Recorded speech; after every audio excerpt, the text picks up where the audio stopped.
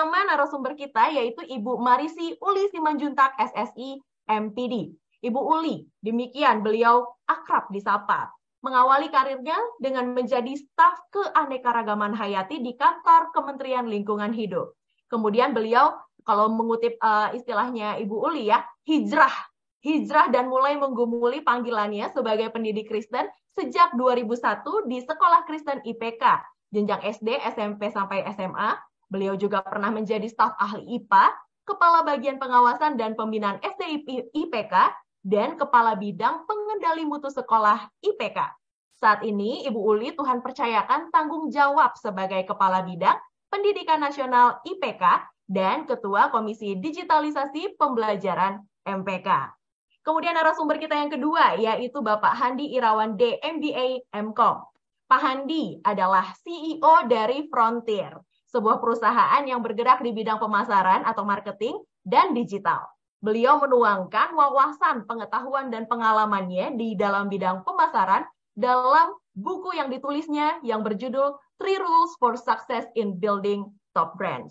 Nah, mengimbangi kiprahnya di dunia bisnis dan marketing, Pak Handi juga mengambil bagian dalam pelayanan Kristiani atau gerejawi dengan menjadi Ketua Yayasan Bilangan Research Center, Ketua Umum Majelis Pendidikan Kristen di Indonesia, Wakil Ketua Yayasan Saat Malang, anggota Dewan Pembina Sinode Gereja Kristen Kalam Kudus, serta sebagai Vice Chairman Family First Global.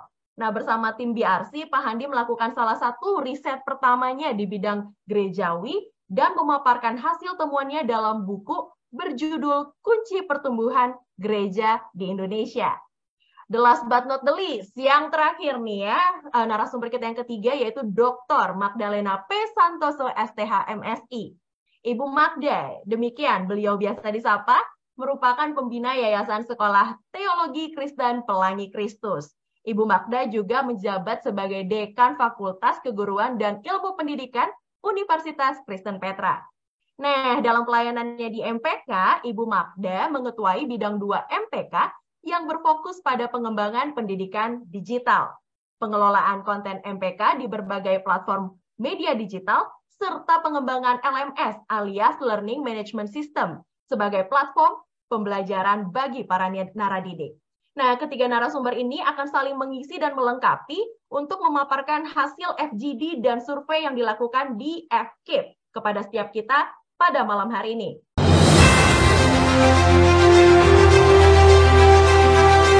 Mari kita sambut pembicara kita,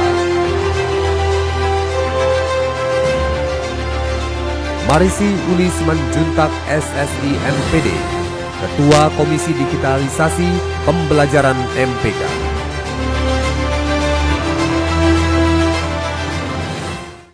Ya, Shalom Bapak Ibu para undangan webinar BRC MPK.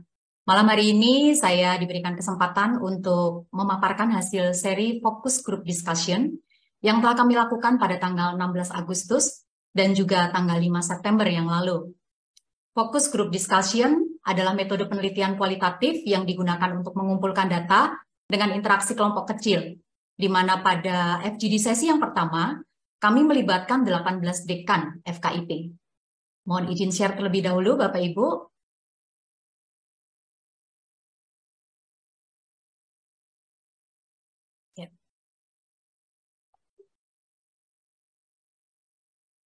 Ya, saya ulangi sekali lagi Bapak Ibu. Jadi pada waktu FGD yang pertama, kami melibatkan 18 dekan FKIP untuk menjadi responden pada FGD yang pertama. Lalu kami lanjutkan FGD seri yang kedua Bapak Ibu, di mana FGD seri yang kedua ini kami lakukan pada tanggal 5 September dan melibatkan 2 perwakilan dari dekan FKIP, kemudian 3 perwakilan pengurus dari Yayasan Sekolah Kristen, dan yang terakhir adalah 2 pengurus dari Sinode Gereja.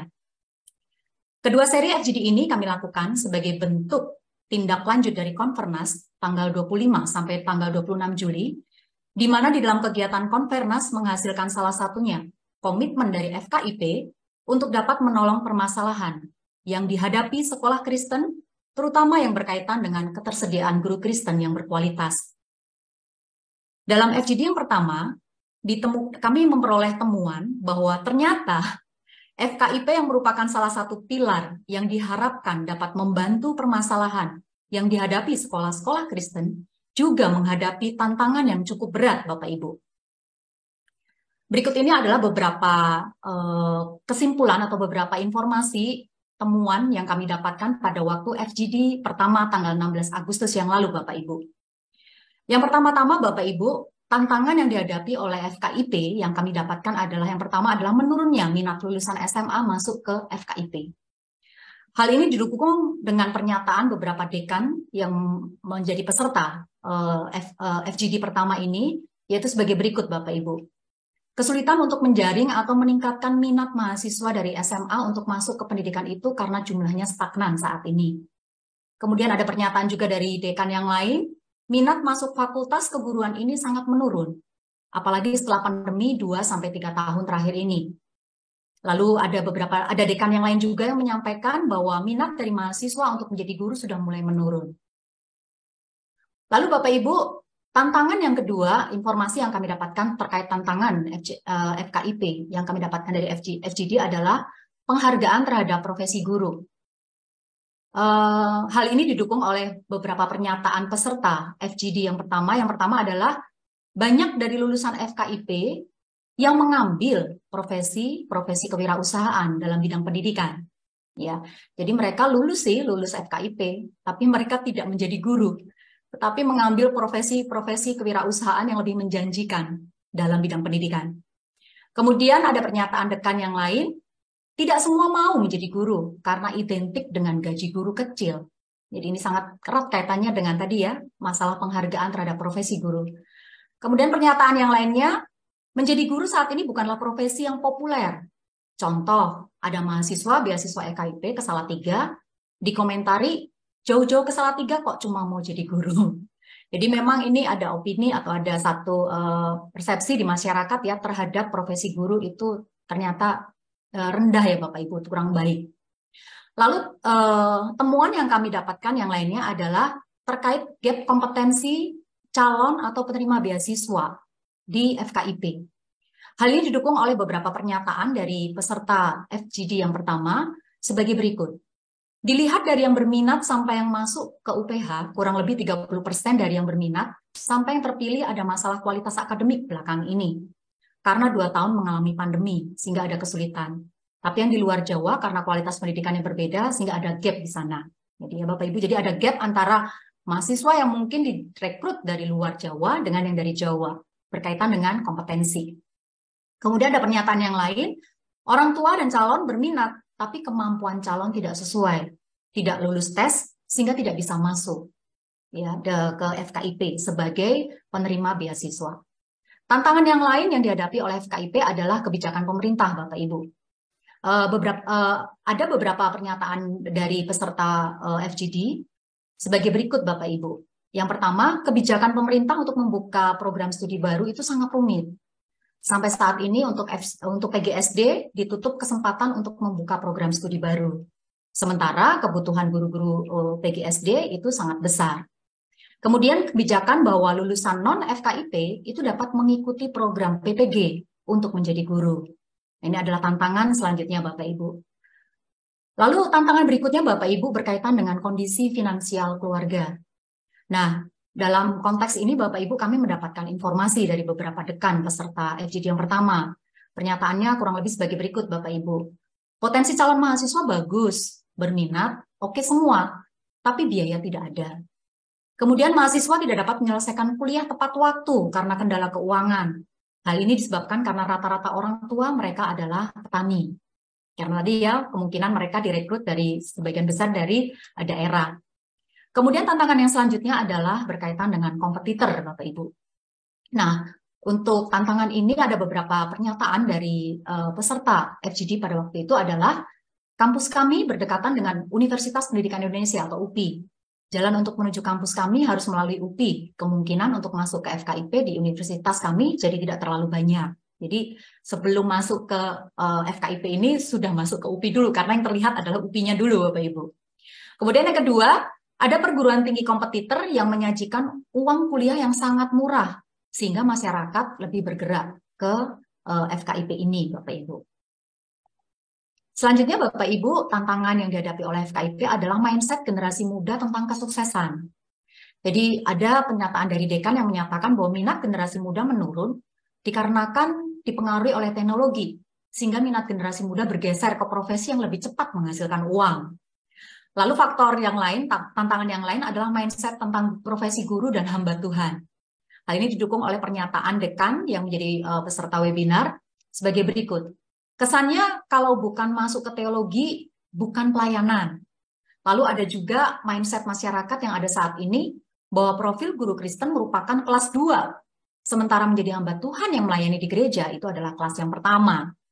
Nah, ini adalah tantangan-tantangan yang dihadapi oleh FKIP yang kami dapatkan dari FGD yang pertama, Bapak Ibu. Berdasarkan beberapa poin yang disampaikan pada FGD yang pertama ini, kami memperoleh kesimpulan bahwa saat ini FKIP sendiri juga sedang menghadapi masalah yang cukup berat, terutama di dalam hal merekrut calon mahasiswa FKIP karena menurunnya minat alumni SMA untuk menjadi guru. Dan jika masalah ini tidak dicarikan solusinya, maka beberapa tahun ke depan, Bapak Ibu, bahkan saat ini sudah mulai dirasakan ya oleh beberapa sekolah-sekolah Kristen dampaknya, bahwa ke depan sekolah-sekolah Kristen akan mengalami kesulitan untuk mendapatkan guru-guru Kristen yang berkualitas.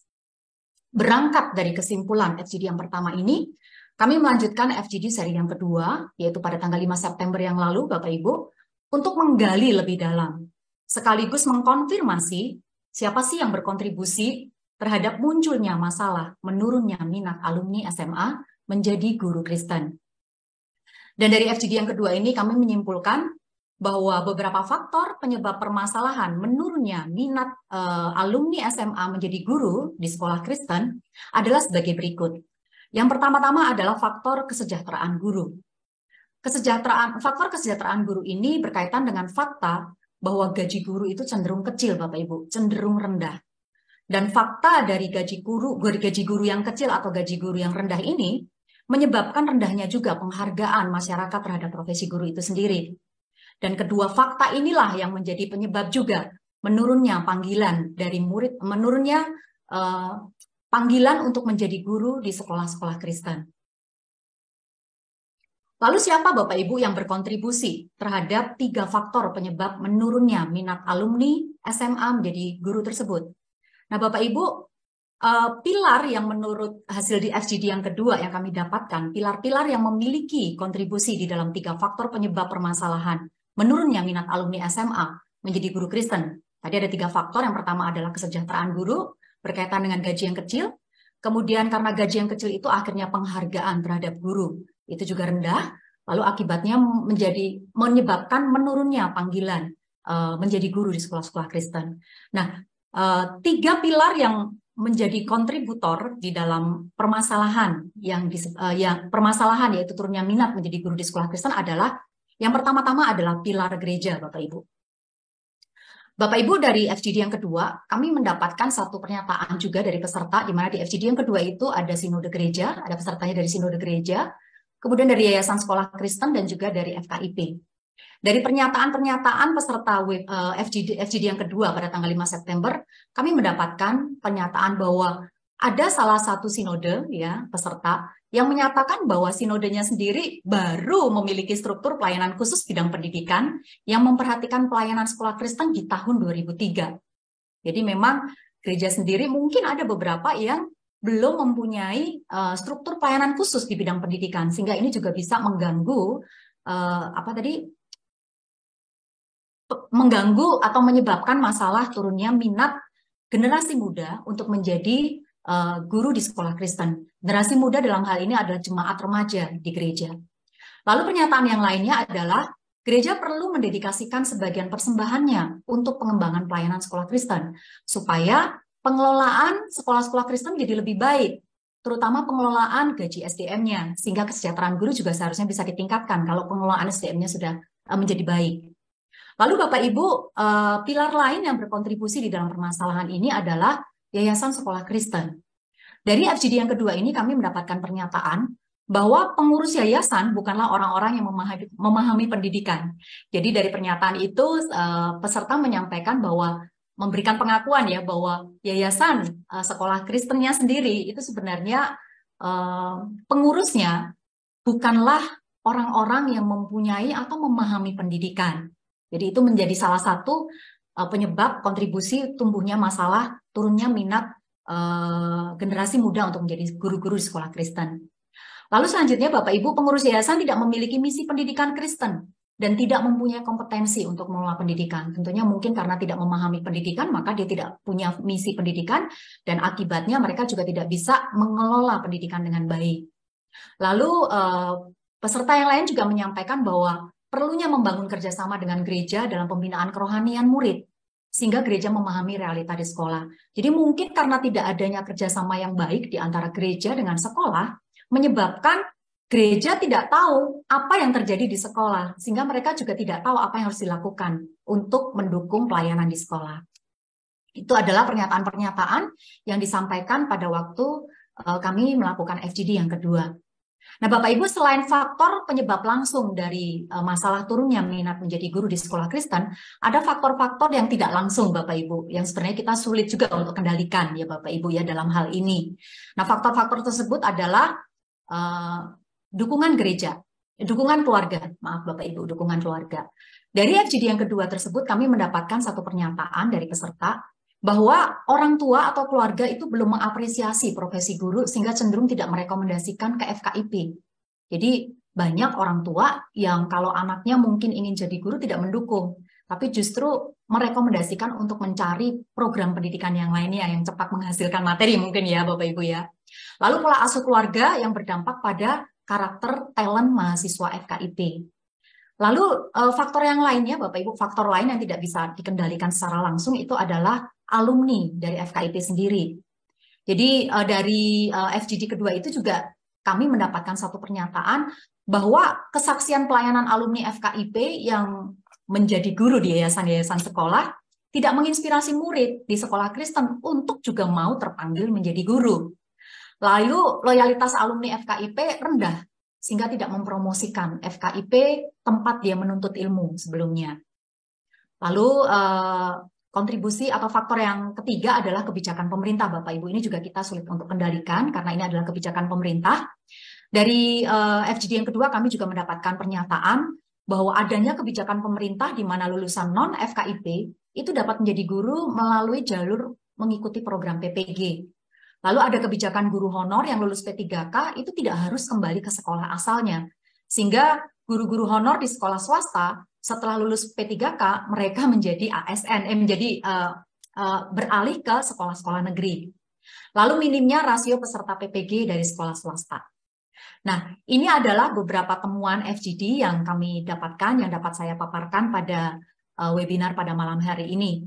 Kiranya nanti pemaparan-pemaparan berikutnya bisa melengkapi pemahaman kita akan tema kita pada hari ini, gerejakah penyebab generasi muda menurun untuk menjadi guru di sekolah-sekolah Kristen.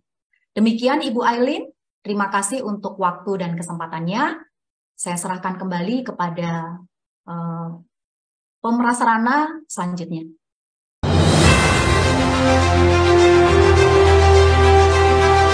Mari kita sambut pembicara kita,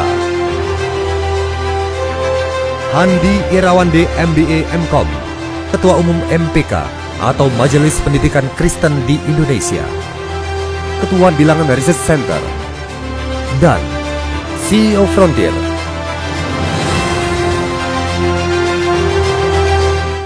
Selamat malam dan shalom Bapak Ibu sekalian dimanapun Bapak sekalian berada, dari Sabang sampai Merauke, dari pimpinan gereja maupun dari yayasan ataupun dari perguruan tinggi Kristen dan terutama dari Fakultas Keguruan Ilmu Pendidikan. Dan mungkin juga ada beberapa majelis dan juga aktivis. Saya yakin ada beberapa kawan-kawan rekan yang mengikuti juga dari luar Indonesia. Saya berharap ini merupakan salah satu hasil penelitian yang sangat berguna buat kita. Tapi saya sebelum memulai, saya ingin menanyakan pertanyaan yang sama dari topik webinar malam hari ini. Benarkah gereja penyebab dari menurunnya minat generasi muda untuk menjadi guru Kristen? Nah, Bapak sekalian, sebelum melihat daripada hasil daripada survei ini, yang merupakan dari responden dari para dekan dan kaprodi dari FKIP di perguruan tinggi Kristen yang percaya jawabannya ya, kan? Bisa nggak Bapak Ibu sekalian memberikan mungkin gambar apapun, boleh gambar jempol atau gambar bendera atau gambar yang ada. Kan? Nah, saya ingin lihat kira-kira Bapak sekalian siapa yang menjawab ya. Nah, Bapak sekalian bisa menggunakan waktu, kan? Gunakan emotikonnya apapun. Saya ingin lihat cukup banyak apa enggak. Baik, nanti dari hasil survei dan kemudian diskusi pada malam hari ini dan juga besok, mudah-mudahan itu memberikan gambaran. Tentu judul ini dibuat provokatif. Tujuannya adalah supaya Bapak sekalian bisa mengikuti daripada hasil penelitian ini, hasil riset ini, sehingga kita bisa bersama-sama memajukan pelayanan kita baik di gereja, di yayasan Kristen, maupun sekolah Kristen itu sendiri. Nah, Bapak sekalian, di slide pertama ini saya akan memberikan gambaran mengenai metodologi penelitian supaya tergambar. Tadi Ibu Uli sudah memaparkan hasil FGD, dan setelah FGD kita melakukan survei. Dan metode pengumpulan data melakukan online survei, ini merupakan survei kuantitatif, oleh karena itu kita bisa melakukan persentase. Dan populasinya adalah FKIP yang berada di perguruan tinggi Kristen di Indonesia. Kita lakukan di bulan September, bersyukur kita lakukan cepat, dan saya mengucapkan terima kasih kepada setiap dekan, kepada setiap kaprodi yang setelah berpartisipasi mengisi hasil survei ini dan memungkinkan webinar yang penting pada malam hari ini bisa kita laksanakan dan kita bisa sharingkan data-datanya. Jadi jumlah sampelnya adalah 13 FKIP yang mewakili kurang lebih 80% kapasitas total mahasiswa FKIP dari PTK atau Perguruan Tinggi Kristen di Indonesia dan diwakili oleh 33 responden baik dekan maupun kaprodinya. Jadi 13 FKIP yang kemudian sudah mengisi survei atau kuesioner ini. Nah, kemudian di slide berikutnya Bapak sekalian, supaya ada gambaran sebelumnya, kita bersyukur di Indonesia ini ada 37 perguruan tinggi Kristen yang di bawah anggota BKPTKI, jadi Badan Kerjasama Perguruan Tinggi Kristen di Indonesia. Dari 37 yang menjadi anggota BKPTKI, ya, saya tidak tahu kalau ada penambahan, tapi ini data yang saya dapat dari tahun lalu, ada 37 anggota BKPTKI atau perguruan tinggi Kristen. Dari 37 tadi ada 21 yang memiliki FKIP, jadi yang memproduksi guru. Tadi sudah dijelaskan oleh Ibu Uli juga, kita tahu dari hasil FGD memang ada beberapa guru yang tidak berasal dari FKIP. Jadi non FKIP tapi mereka mengikuti PPG dan kemudian mereka bisa menjadi guru. Dari total 21 FKIP yang ada di Indonesia, total mahasiswanya S1 dan S2 itu jumlahnya kalau saya bulatkan sekitar 15.800 gitu ya, 15.800. Jadi tentu saja kalau kita lihat perguruan tinggi Kristennya itu ada yang di NTT, ada juga ada yang di Bali misalnya, ada yang di Halmahera, ada yang di Sumatera, ada di Jawa seperti juga Wacana, ada yang di Jogja, Immanuel, ada yang di Jakarta seperti UKI misalnya, ada yang di Toraja, di Maluku, Tomohon, dan di Papua, kemudian Surabaya seperti Petra, Satya Wacana misalnya di Jawa Tengah, kemudian ada di Surakarta, ada Tentena juga, yaitu di Sulawesi, ada Wira Wacana, ada Metodis di Sumatera, ada Berita Harapan yang kita tahu yaitu UPH, kemudian ada Triatma Mulya, serta Tribuana Kalabahi yang ada di NTT. Nah, kemudian slide berikutnya Bapak sekalian, kita tahu dari 21 FKIP ini hanya total 8 universitas Kristen saja yang memiliki FKIP yang menyelenggarakan pendidikan guru sekolah dasar. Jadi ini menjadi tantangan kita, apalagi PAUD-nya hanya 4. Ini memang ada beberapa yang belum tertarik, tapi juga sebagai akibat daripada moratorium dari pemerintah, sehingga sulitnya untuk meminta izin membangun FKIP yang punya jurusan untuk pendidikan PAUD. Padahal kita tahu PAUD adalah merupakan salah satu sumber kekuatan daripada gereja-gereja yang memiliki sekolah minggu ya. Kita harapkan ke depan mudah-mudahan akan banyak FKIP yang membuka jurusan untuk pendidikan guru anak usia dini. Nah, ini gambarannya. Jadi Bapak sekalian, kalau kita tadi sebutkan ada 21 dan kemudian survei ini, kita berhasil mendapatkan 13 responden dari 21, walaupun jumlahnya kelihatannya cuma sekitar 60%, tapi yang mengisi adalah mereka-mereka yang memiliki jumlah mahasiswa yang besar.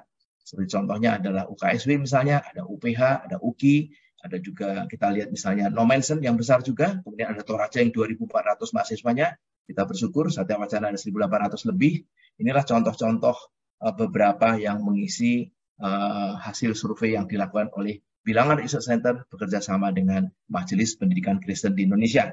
Nah, Kemudian kalau kita lihat salah satu daripada hasil deklarasi dari konferensi yang diadakan MPK pada bulan Juli, puji Tuhan, kita MPK melakukan konferensi nasional. Dan ada beberapa hasil pokok-pokok pemikiran dan juga deklarasi yang menjadi komitmen kita untuk bisa melayani lebih baik untuk sekolah-sekolah Kristen di Indonesia. Dan ada 5 hal yang ingin kita lakukan pembenahan supaya menjadi ekosistem pelayanan sekolah Kristen yang semakin baik. Dan saya tidak memperpanjang, terutama Bapak sekalian yang hadir di konferensi sudah kita presentasikan betapa menyedihkan kondisi sekolah-sekolah Kristen di Indonesia. Dan sekolah Kristen adalah perintis modern sekolah di Indonesia sekitar 400 tahun yang lalu, tetapi kemudian kondisinya selama 20-30 tahun terakhir ini kemudian terpuruk. Ada 10 sekolah Kristen yang sangat bagus, kita bersyukur. Ada 20 sekolah Kristen yang baik, dan ada 30% sekolah Kristen yang stagnan. Tapi yang sangat merisaukan kita adalah ada 40% sekolah Kristen di Indonesia yang terpuruk, tertinggal, atau bahkan terlupakan. Bayangkan kalau di MPK kita membuat 4.000 anggota yayasan, dan kira-kira 7.000 unit sekolah, dan 40% dari 7.000 unit sekolah berarti sekitar 2.800 unit sekolah Kristen terpuruk, tertinggal, terlupakan, dan kelompok-kelompok sekolah Kristen seperti ini dari hari ini sampai 10 tahun yang mendatang memiliki peluang yang sangat besar. Mereka tertutup karena kesulitan mendapatkan siswa, atau bahkan tidak ada guru yang mau mengajar di sekolah-sekolah Kristen seperti ini. Maka MPK dengan 51 pengurus pusat dan 250 pengurus di seluruh wilayah Indonesia, kita bertekad untuk bisa melayani. Kita melihat sekolah Kristen adalah ladang pelayanan sangat penting. Sekolah Kristen adalah ladang di mana gereja-gereja bisa melakukan amanat agung, bisa membawa orang-orang kepada Kristus, bisa membawa mereka kepada kebenaran firman Tuhan. Oleh karena itu kita mencanangkan bahwa jumlah mahasiswa yang cuma 15.860 di tahun 2023 itu tidak akan cukup. Artinya kita hanya akan memproduksi 4.000 guru. Dan ingat, dari 4.000 guru tadi belum tentu semua Kristen. Hasil survei tadi menunjukkan bahwa 60% saja yang menjadi guru Kristen. Dan sekali lagi, tidak semuanya pun dia akan mengajar di sekolah Kristen. Maka kita bertekad mendorong FKIP supaya mereka memiliki mahasiswa yang jumlahnya 30.000. Pekerjaan yang besar dan pekerjaan yang tidak mudah. Tapi apakah FKIP mampu untuk menambah kapasitas selama 5 tahun menjadi 30.000? Mereka tidak mungkin bisa melayani sendiri. Dibutuhkan berbagai stakeholder. Tadi Ibu Uli menyampaikan di dalam FGD-nya, peranan gereja sangat penting. Peranan yayasan sekolah begitu sangat penting. Sehingga FKIP tidak bisa bekerja sendirian untuk mencapai atau menambah jumlah mahasiswanya double di tahun 2008. Dan kemudian MPK juga bertekad untuk meningkatkan kualitas gurunya, kurikulumnya kita benahin, terutama Christian worldview-nya, kemudian kualitas yayasan, dididik kepala sekolahnya, kita lakukan berbagai pelatihan. Maka MPK kita sudah memiliki, puji Tuhan, selama konferensi ada 30 lembaga yang kita lakukan MOU bersama-sama untuk melakukan pekerjaan Tuhan yang besar ini. Dan kemudian jumlah tentu saja guru agama menjadi sangat penting, yaitu pembinaan pada mereka dan panggilan mereka sebagai guru agama yang bisa menyebarkan firman Tuhan kepada murid-muridnya. Sekolah ada tempat yang sangat efektif. Sekolah ada tempat boleh dikatakan sangat luar biasa karena mereka 5 hari ada di sekolah selama 6-7 jam. Jadi merupakan kumpulan sekolah-sekolah minggu. Jadi kalau guru agama atau guru-guru mata pelajaran sudah melakukan pekerjaan yang baik, rasanya sebenarnya anak-anak tidak pergi ke sekolah minggu pun juga tidak problem. Karena apa? 5 hari mereka di tempat yang sama. Bukan berarti hal ini tidak perlu. Sudah pasti di hari Minggu kita perlu beribadah, mengajarkan mereka untuk sekolah Minggu. Tapi 5 hari Tuhan berikan kesempatan anak-anak dari sekolah, hal yang sangat penting. Oleh karena itu MPK sangat terdorong sekali. Kita berkomitmen untuk bisa melayani bersama-sama, untuk membuat sekolah-sekolah Kristen semakin berkembang, dan terutama membawa anak-anak siswa ini supaya mengenal Kristus pada saat mereka sekolah di PAUD, SD, SMP, dan SMA. Nah, Bapak sekalian, mari kita lihat hasil surveinya. Kita telah melakukan survei terhadap 13 FKIP Indonesia dengan 33 responden, dan hasilnya sebagai berikut. Ada beberapa hal yang menyedihkan, kan? Ada beberapa hal yang membuat kita semakin risau, walaupun tentu saja ada beberapa hasil survei yang menghibur kita. Kan? Dulu sebelum hasil survei ini kita berharap bahwa MPK kan, ingin berharap sekali terhadap FKIP yang menjadi bagian ekosistem pelayanan daripada sekolah Kristen. Kami berharap bahwa FKIP bisa melakukan pelayanan dengan bagus, bisa memproduksi guru Kristen yang jumlahnya baik dan mencukupi untuk sekolah Kristen. Tapi rasanya setelah kita mengenal FKIP, mereka juga tidak baik-baik saja. Kita sama-sama perlu untuk mengembangkan pelayanan kita, dan kita membutuhkan dorongan dukungan gereja yang sebenarnya 90% sekolah Kristen adalah mereka didirikan oleh gereja itu sendiri. Hasil survei yang pertama itu memberikan gambaran ketika kita menanyakan minat siswa SMA Kristen untuk masuk FKIP dalam 3 tahun terakhir. Dan hasilnya mengatakan sangat rendah, agak rendah, sedang, agak tinggi, atau sangat tinggi seperti berikut. Jadi kalau kita jumlahkan mereka yang sangat rendah, agak rendah, atau sedang, yang kita anggap mereka sulit untuk masuk ke FKIP karena tidak memiliki minat yang tinggi, ternyata totalnya 94,4%. Yang menyatakan bahwa siswa SMA atau SMA Kristen untuk masuk FKIP relatif agak tinggi dan sangat tinggi, ternyata hanya sekitar 5,6%. Ini merupakan hasil yang sangat mengecewakan buat kita, satu wake up call bersama-sama, supaya kita bersama-sama bisa melayani di ladang pelayanan Tuhan, terutama memajukan FKIP di Indonesia. Dan ketika di pertanyaan kedua kita tanyakan bagaimana tren minat siswa Kristen untuk menjadi mahasiswa FKIP dalam 3 tahun, ternyata hasilnya juga mengkonfirmasi yang pertama. Kalau yang pertama tadi kita tanyakan minatnya, yang kedua kita tanyakan trennya. Jadi turun sama saja atau naik. Hasil survei menunjukkan ternyata 46,7% menyatakan turun dan hanya 9,3% yang menyatakan naik. Jadi perbandingannya 1:5. Jadi kalau ada 6 responden yang memberikan jawaban, hanya 1 yang menyatakan naik. Kemungkinan besar ini ada beberapa FKIP yang ada di daerah tertentu di mana guru itu masih dihormati, guru itu masih menjadi profesi yang baik. Ya, cukup banyak siswa Kristen yang ingin menjadi guru. Tapi kalau kita lihat, ternyata yang mengatakan turun ada 5 dari 6 responden. Dan ini sudah pasti merupakan salah satu hasil yang perlu kita sikapi dengan baik. Dan kenapa tren minat siswa Kristen itu turun? Dari hasil FGD tadi, Ibu Uli sudah memaparkan beberapa hal. Sudah pasti nomor 1 tadi adalah masalah salary dan kompensasi. Gaji guru sekolah Kristen terlalu rendah. Seringkali kita mendoakan mereka, seringkali kita mengatakan bahwa mereka harus bekerja melayani sesuai panggilan, tapi kita lupa juga mendoakan bahwa mereka adalah guru-guru yang boleh semakin sejahtera. Mereka memiliki keluarga, mereka memiliki anak. Bagaimana mereka mengajar anak-anak orang lain.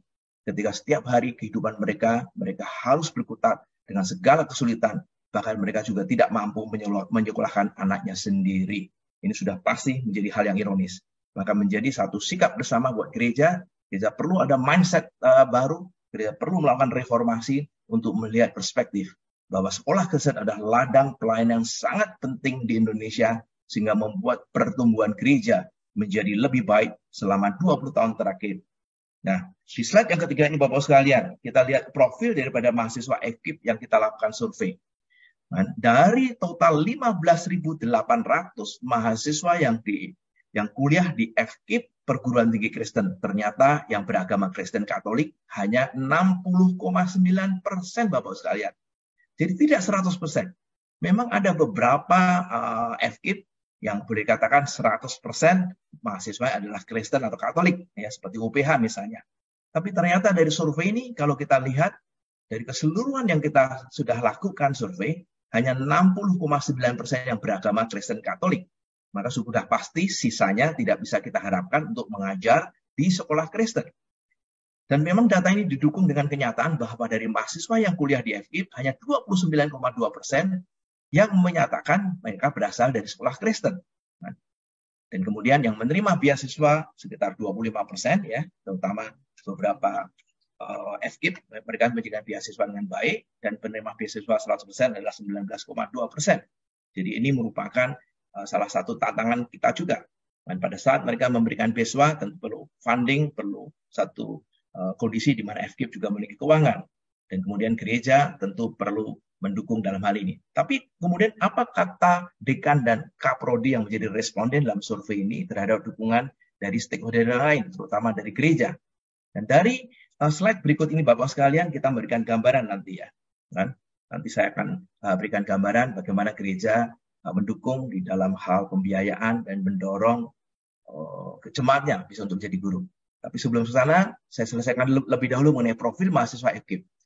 Dari total seluruh mahasiswa yang ada di FKIP yang kita survei, yang selesai sampai lulus kira-kira 87,8%. Angkanya cukup baik lah, walaupun kita berharap sebenarnya 95%. Jadi ada 12,2% yang kemudian tidak menyelesaikan setelah mereka masuk FKIP. kemudian 89,2% yang menjadi guru, dan kemudian yang menjadi guru di sekolah Kristen hanya 47%. Masih ingat? Tadi angkanya 60,9% adalah yang beragama Kristen Katolik. Dan kemudian cuma 29% yang berasal dari sekolah Kristen. Dan otomatis dari dua angka tadi kita bisa mendapatkan gambaran mereka-mereka setelah lulus dan kemudian menjadi guru di sekolah Kristen adalah 47%, kurang dari separuh Bapak sekalian. Nah, ada berita baiknya, walaupun tidak terlalu baik, di slide berikut ini, ya, masih menjadi penghiburan. Secara akademis, mereka mengatakan para dekan dan kaprodi, mereka melihat mahasiswa mereka, mengamati mahasiswa mereka, secara akademis ternyata yang mengatakan kualitasnya lebih baik 17,8% dibandingkan dengan jurusan fakultas lain. Jadi dibandingkan dengan mahasiswa dari jurusan yang lain, ada yang mengatakan agak lebih baik 57%. Walaupun yang mengatakan sama saja agak lebih buruk atau lebih buruk, kalau di total hampir sekitar 25%. Tentu yang menjadi concern kita. Kita berharap tentunya sebenarnya yang masuk FKIP adalah mereka-mereka mahasiswa yang punya kualitas yang lebih baik, sehingga setelah lulus mereka menjadi guru-guru yang berkualitas. Secara karakter misalnya yang mengatakan lebih baik 14%, agak lebih baik 45%. Tapi yang sama saja, jadi artinya mahasiswa yang pergi ke FKIP, mereka punya karakter yang sama saja dibandingkan dengan mahasiswa jurusan hukum, jurusan ekonomi, jurusan bisnis, atau jurusan engineering, dan jurusan-jurusan yang lain. Tentu yang angka 36% balik ditambah yang 2,8 dan 0,9%. Jadi hampir sekitar 40,2%. Tentu ini menjadi perhatian kita. Mestinya secara karakter harusnya mereka-mereka yang masuk sebagai FKIP, mereka yang siap menjadi guru, mereka yang siap mengajar, mereka siap untuk menjadi keteladanan, tentunya kita harapkan 100% memiliki karakter yang lebih baik dibandingkan mahasiswa jurusan lain, ya, jurusan bisnis misalnya, dan jurusan-jurusan yang lain. Nah, Bapak sekalian, kemudian ada juga hasil penelitian lain yang menarik, yang kita tunggu-tunggu untuk memberikan jawaban daripada pertanyaan dari webinar kali ini. Dukungan dari gereja yang bekerja sama dengan FKIP. Nah, inilah slide yang bisa memberikan gambaran. Menurut responden yang merupakan dekan atau wakil dekan dan juga kepala prodi misalnya, ya, yang dengan pertanyaan mengatakan yang mendorong jemaat menjadi guru, kan? Jadi apakah gereja memberikan dukungan, kan, dalam hal mendorong jemaat menjadi guru? Yang mengatakan sering cuma 4,7%, yang jarang 32,6%, yang tidak tahu sangat besar. Artinya apa? Most likely, kemungkinan besar yang tidak tahu ini juga jarang.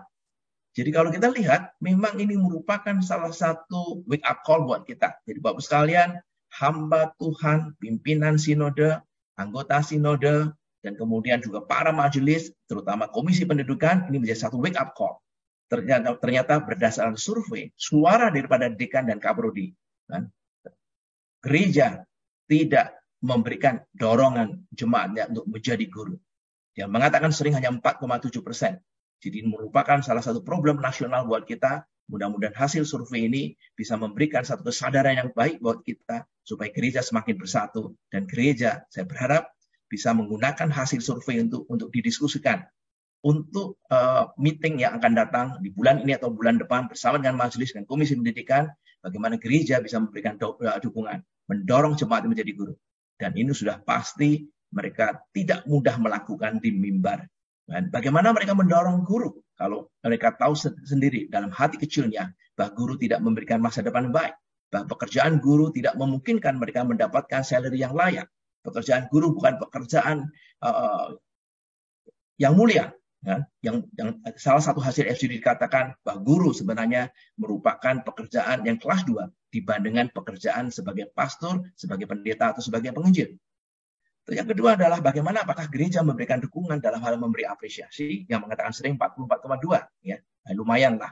Artinya mereka tahu bahwa gereja juga kadang-kadang menyatakan bahwa guru adalah pahlawan tanpa tanda jasa, bahwa guru mari kita apresiasi, mari kita doakan mereka dan sebagainya, ya.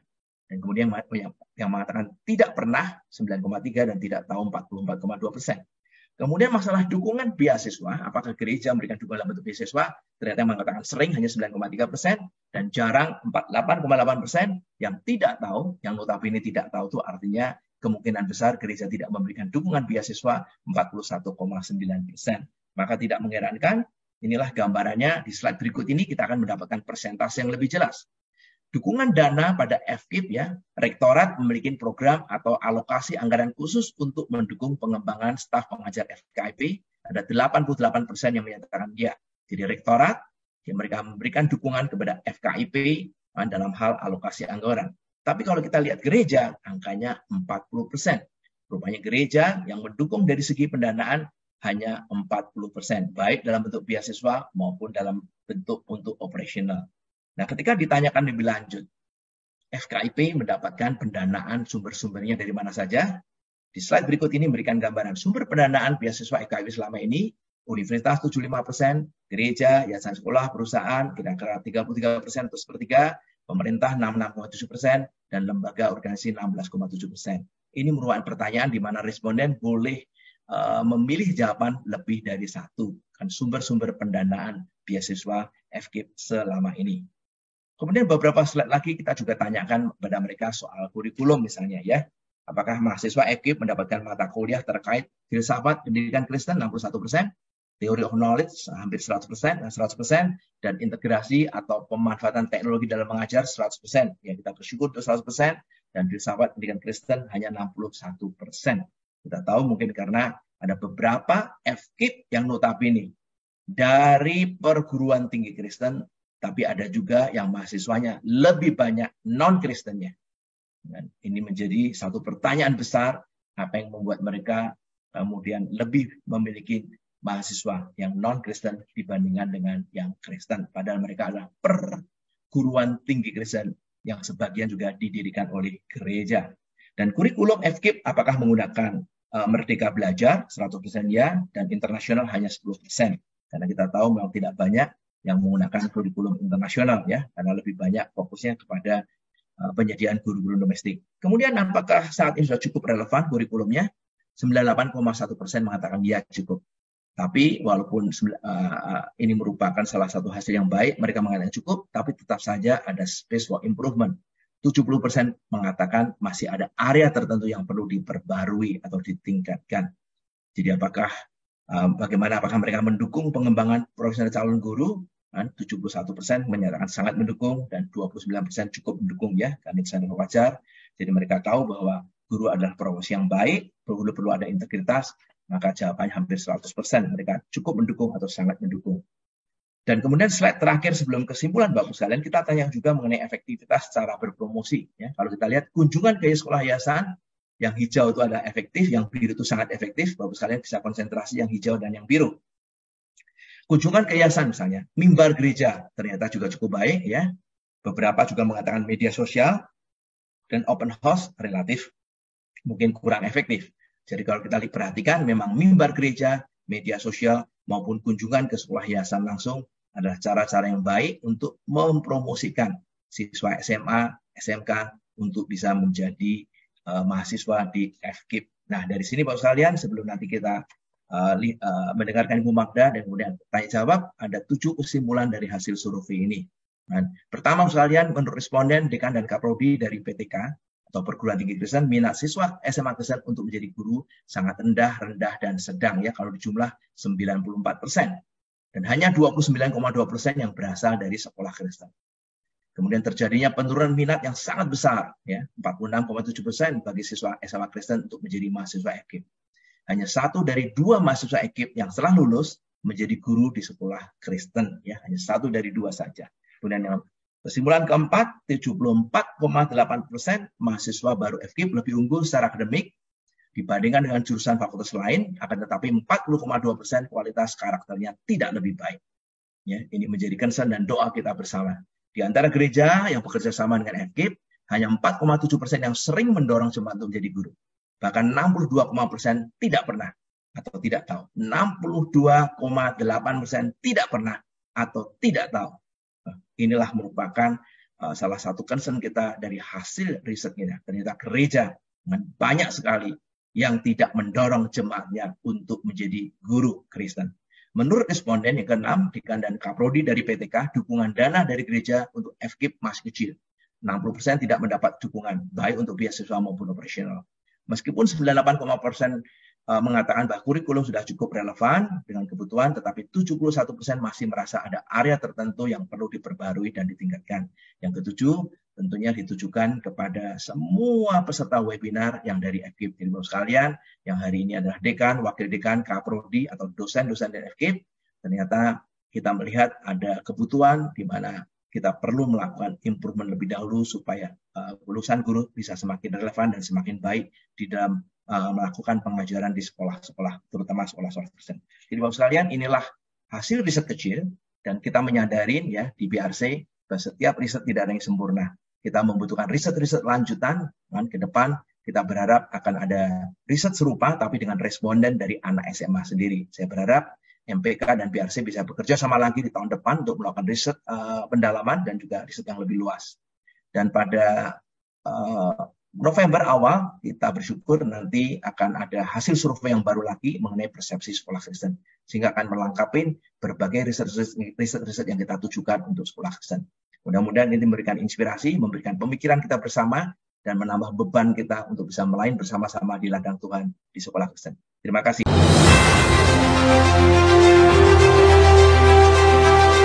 Mari kita sambut pembicara kita, Dr. Magdalena Pranata Santoso, SPH MSI, Dekan Fakultas FKIP Universitas Kristen Petra, Ketua Bidang 2 MPK.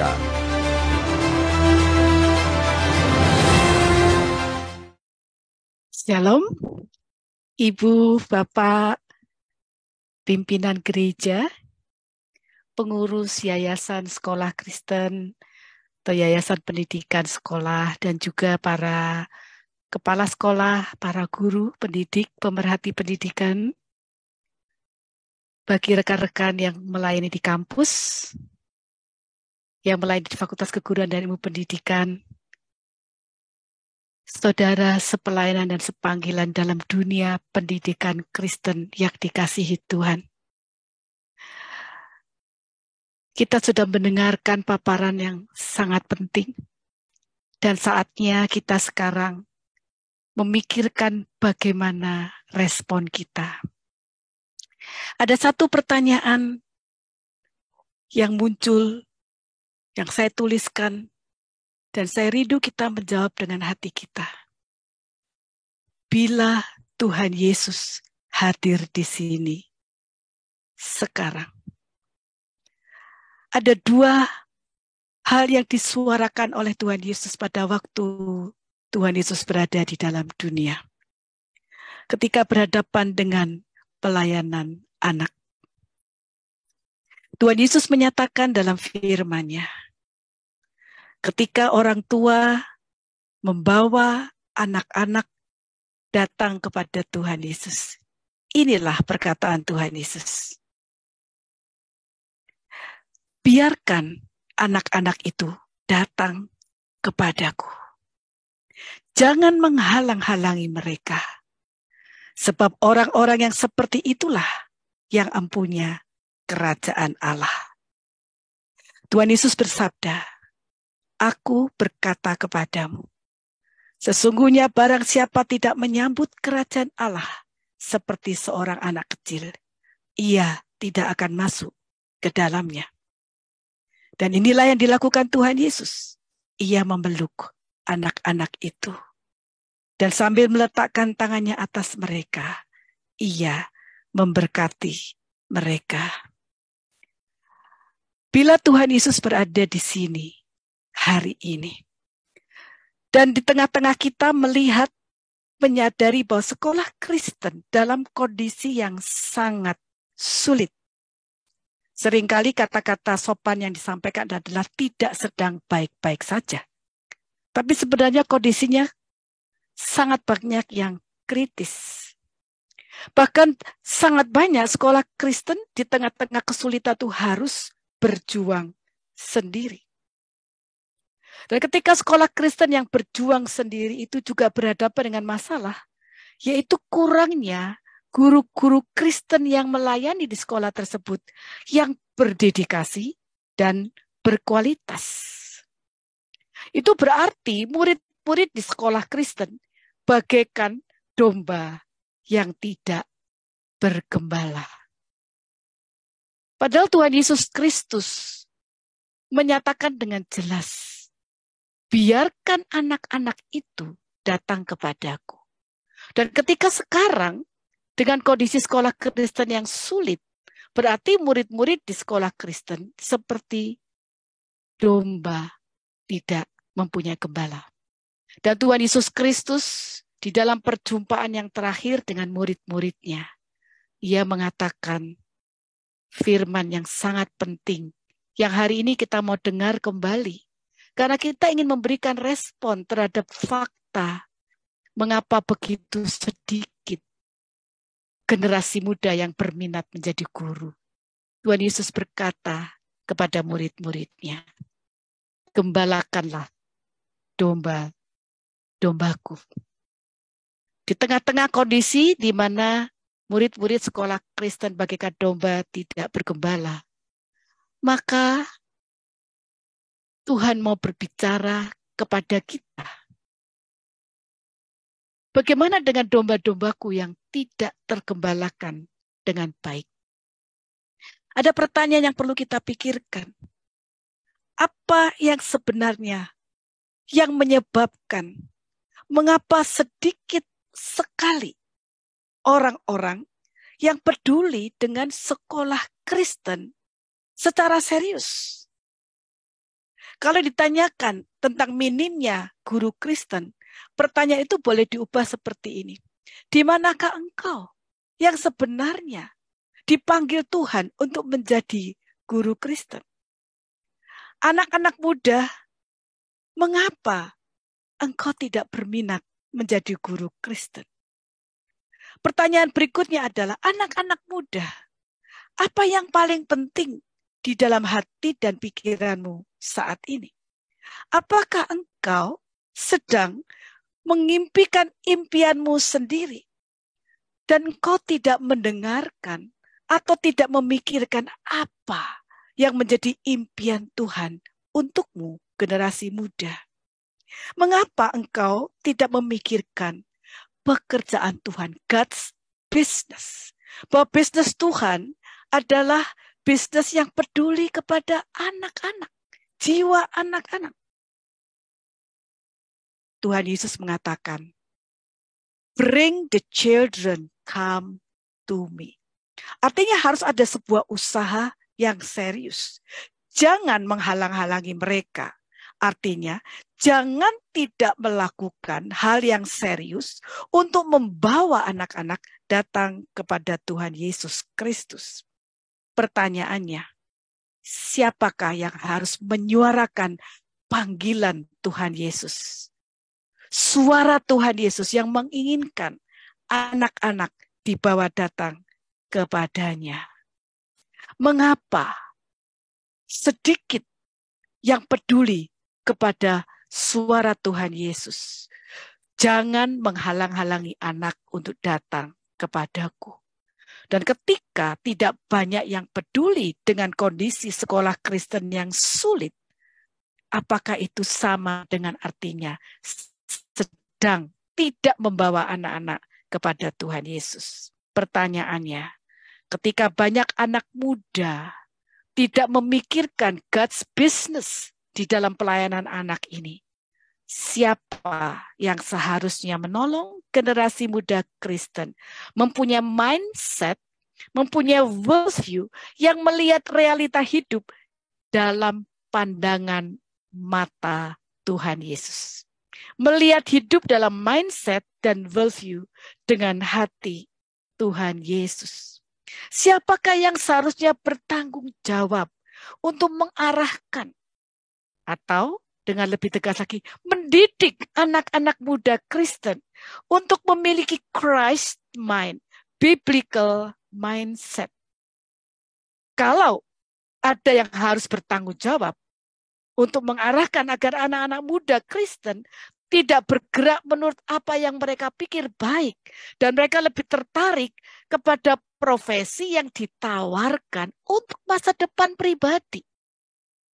Mengapa terjadi bukan turunnya minat, mungkin lebih tepat minimnya minat, atau sangat sedikit minat generasi muda untuk tertarik menjadi guru Kristen?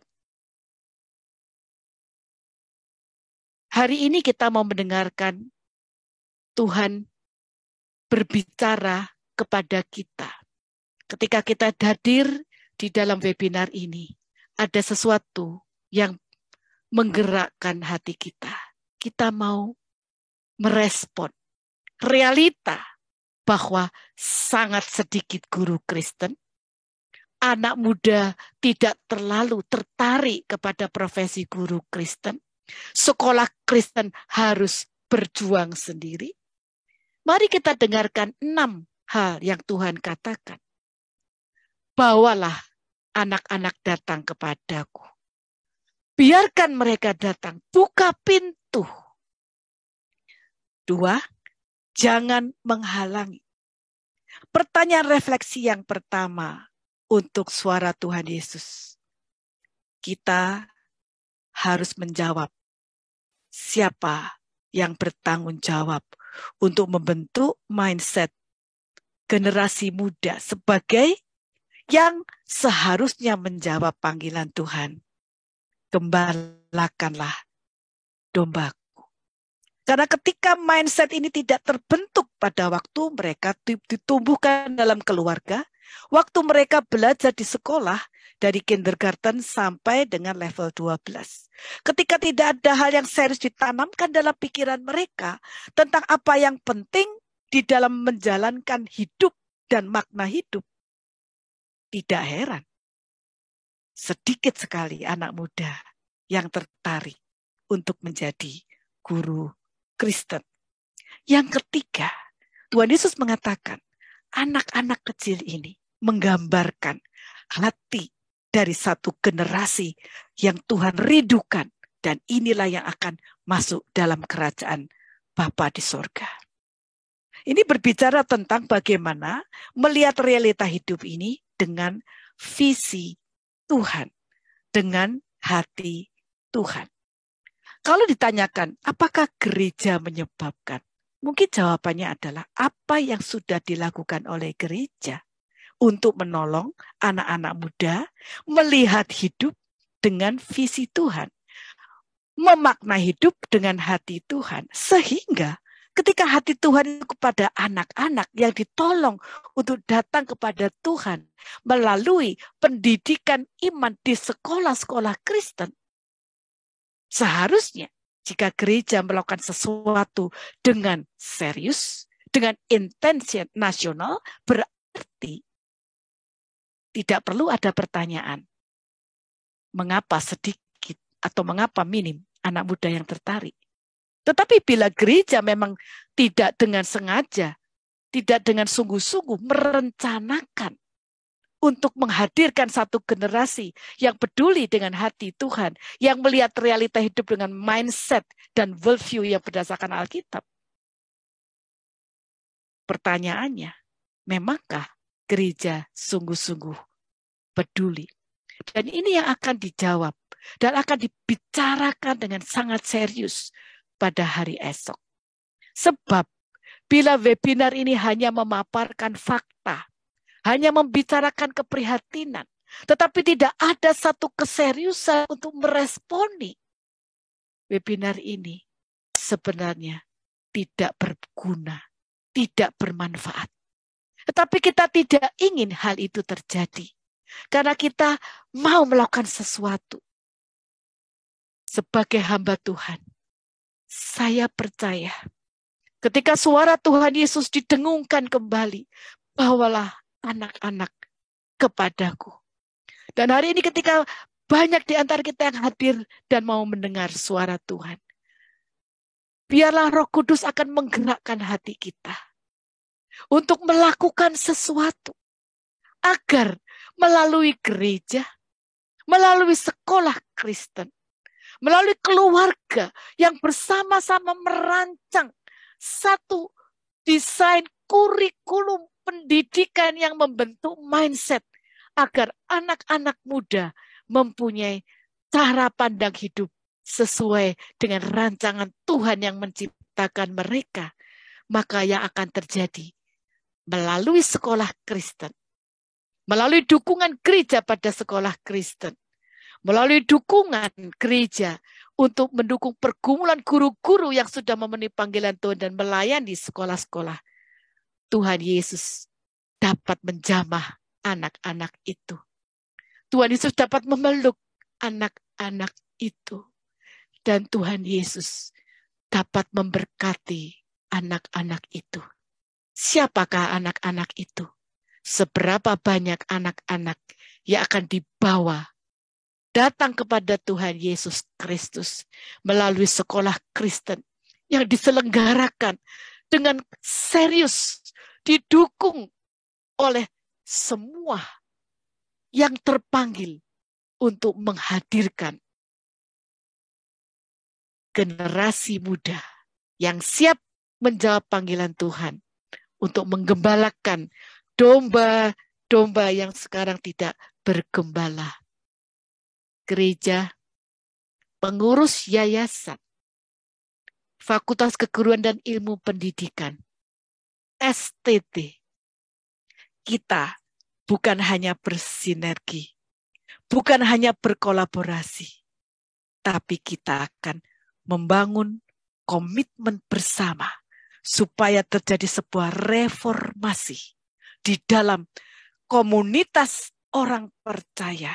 Sebab tanpa reformasi berpikir untuk melihat realita yang sudah dipaparkan, tidak akan dapat terwujud transformasi sekolah Kristen.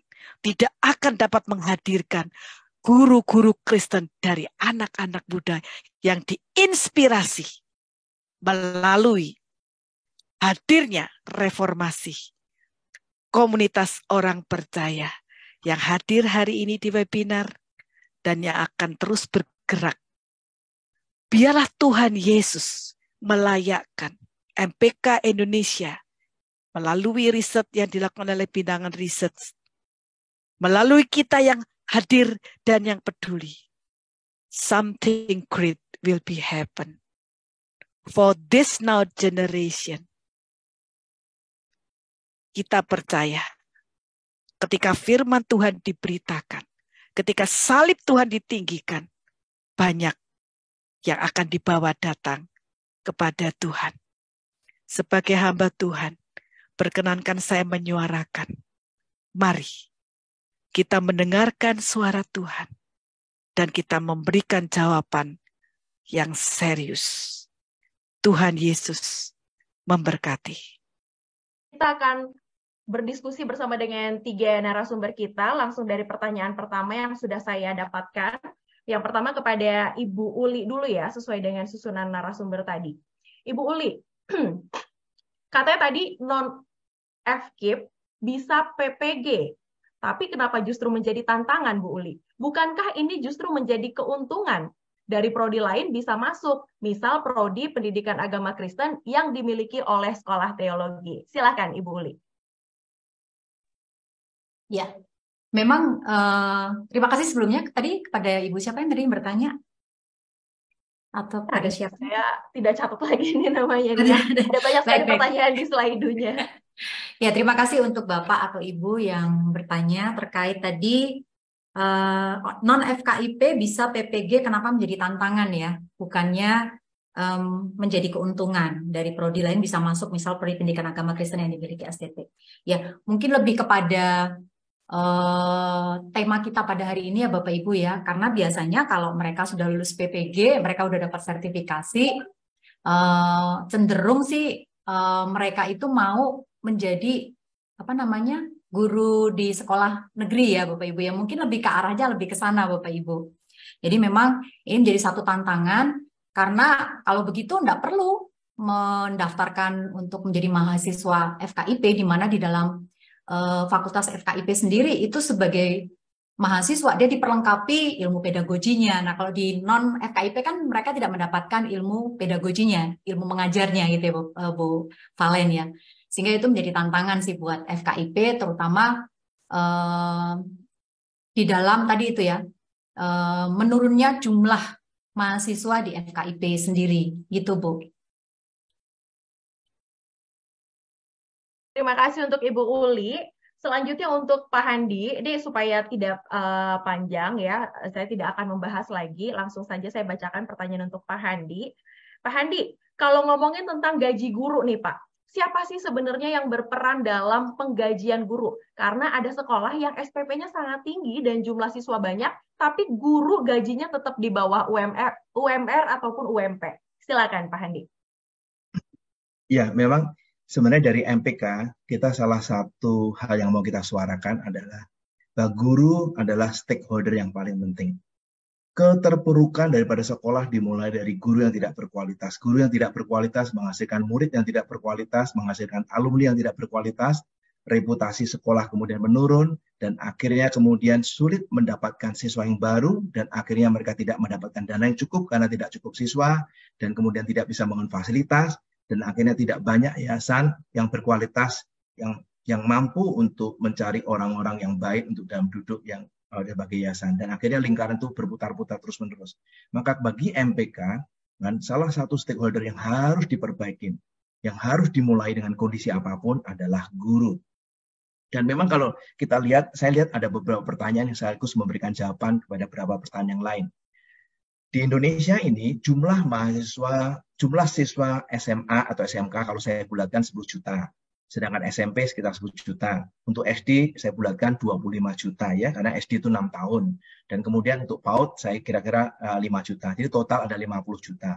Sedangkan jumlah gurunya adalah 3,3 juta. Jadi rasio di Indonesia antara guru dan murid itu 1:15. Rasionya sangat bagus, sama dengan Amerika Serikat, sama dengan negara seperti Jerman, Prancis, Jepang, atau Singapura ya. Tentu kalah dibandingkan dengan Finlandia, Norwegia, misalnya Qatar, Kuwait, negara-negara kaya yang rasionya kadang-kadang 1:8 atau 1:10. Tapi overall rasio kita cukup bagus. Di mana kurangnya? Indonesia tidak kekurangan guru, Bapak sekalian. Ya. Dan yang kurang adalah kualitas guru. Dan yang kurang adalah guru Kristen, Bapak sekalian. Jadi fokus kita adalah, jadi Indonesia tidak kekurangan guru. Pemerintah sudah banyak sekali mengangkat guru-guru P3K yang justru menjadi beberapa bencana buat sekolah Kristen. Karena gajinya rendah di sekolah Kristen, kemudian diangkat menjadi P3K dan kemudian mengajar di negeri. Nah, jadi tantangan kita adalah guru Kristen yang lebih banyak dan guru Kristen yang berkualitas ya. Kan? Jadi itulah tantangan kita misalnya yang kita bicarakan. Nah, kemudian siapa yang menetapkan gaji guru tadi pertanyaan? Otomatis sebagian besar pasti yayasan ya. Tergantung apakah yayasan lebih berkuasa dari gereja.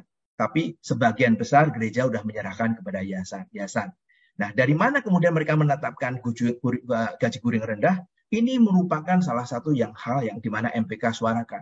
Ada beberapa yayasan mengatakan justru KPI saya kalau bisa menekan gaji guru rendah. Jadi dari sinilah kita bisa menghemat kan, pengeluaran daripada yayasan karena kita menggaji guru rendah. Salah besar sudah pasti Bapak sekalian.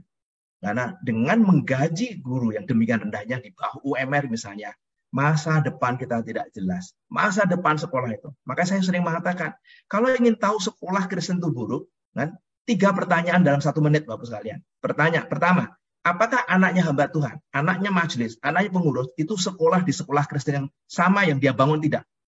Kalau jawabannya tidak, 50% sekolahnya pasti nggak bagus. Kemudian kedua, apakah gaji gurunya itu lebih rendah atau jauh lebih rendah dibandingkan dengan guru ASN? Kalau jawabannya ya, 90% sekolah itu pasti tidak baik. Ditambah dengan pertanyaan ketiga, apakah selama 3 tahun jumlah muridnya melakukan penurunan? Kalau ya 100% tanpa kita mengunjungi sekolah, entah di Sangihe, entah di Maluku, entah di Papua, entah di Aceh, dimanapun, Anda bisa tebak. Dari 3 pertanyaan tadi, tidak perlu lihat gedung sekolahnya, Anda bisa tahu. Most likely, sekolah Kristen itu terpuruk. Nah, sekarang questionnya memang, kalau buat sekolah-sekolah Kristen yang misalnya uang SPP-nya di atas 1 juta atau 2 juta, sudah pasti layak menggaji guru dengan baik.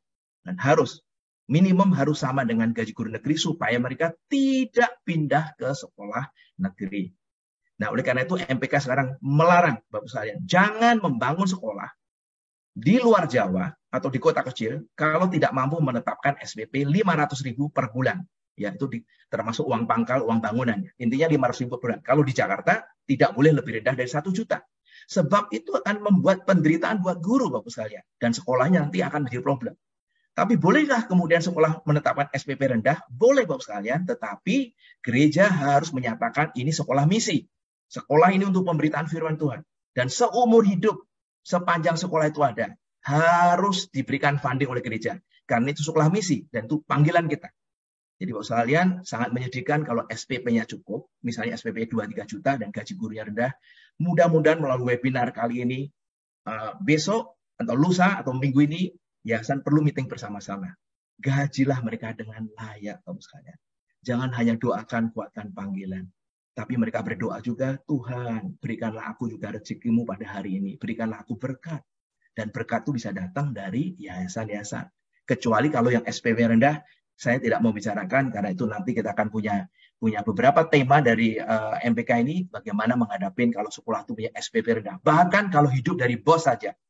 Jadi Bapak sekalian yang ikut dari Papua, dari Maluku, dari Halmahera, dari tempat-tempat terpencil, saya juga menyadari ini pergumulan kita bersama. Kalau sekolah dari hidup bos, sebenarnya mereka tidak punya masa depan. Itu kegetiran kita bersama-sama, Bapak sekalian. Panggilan bersama.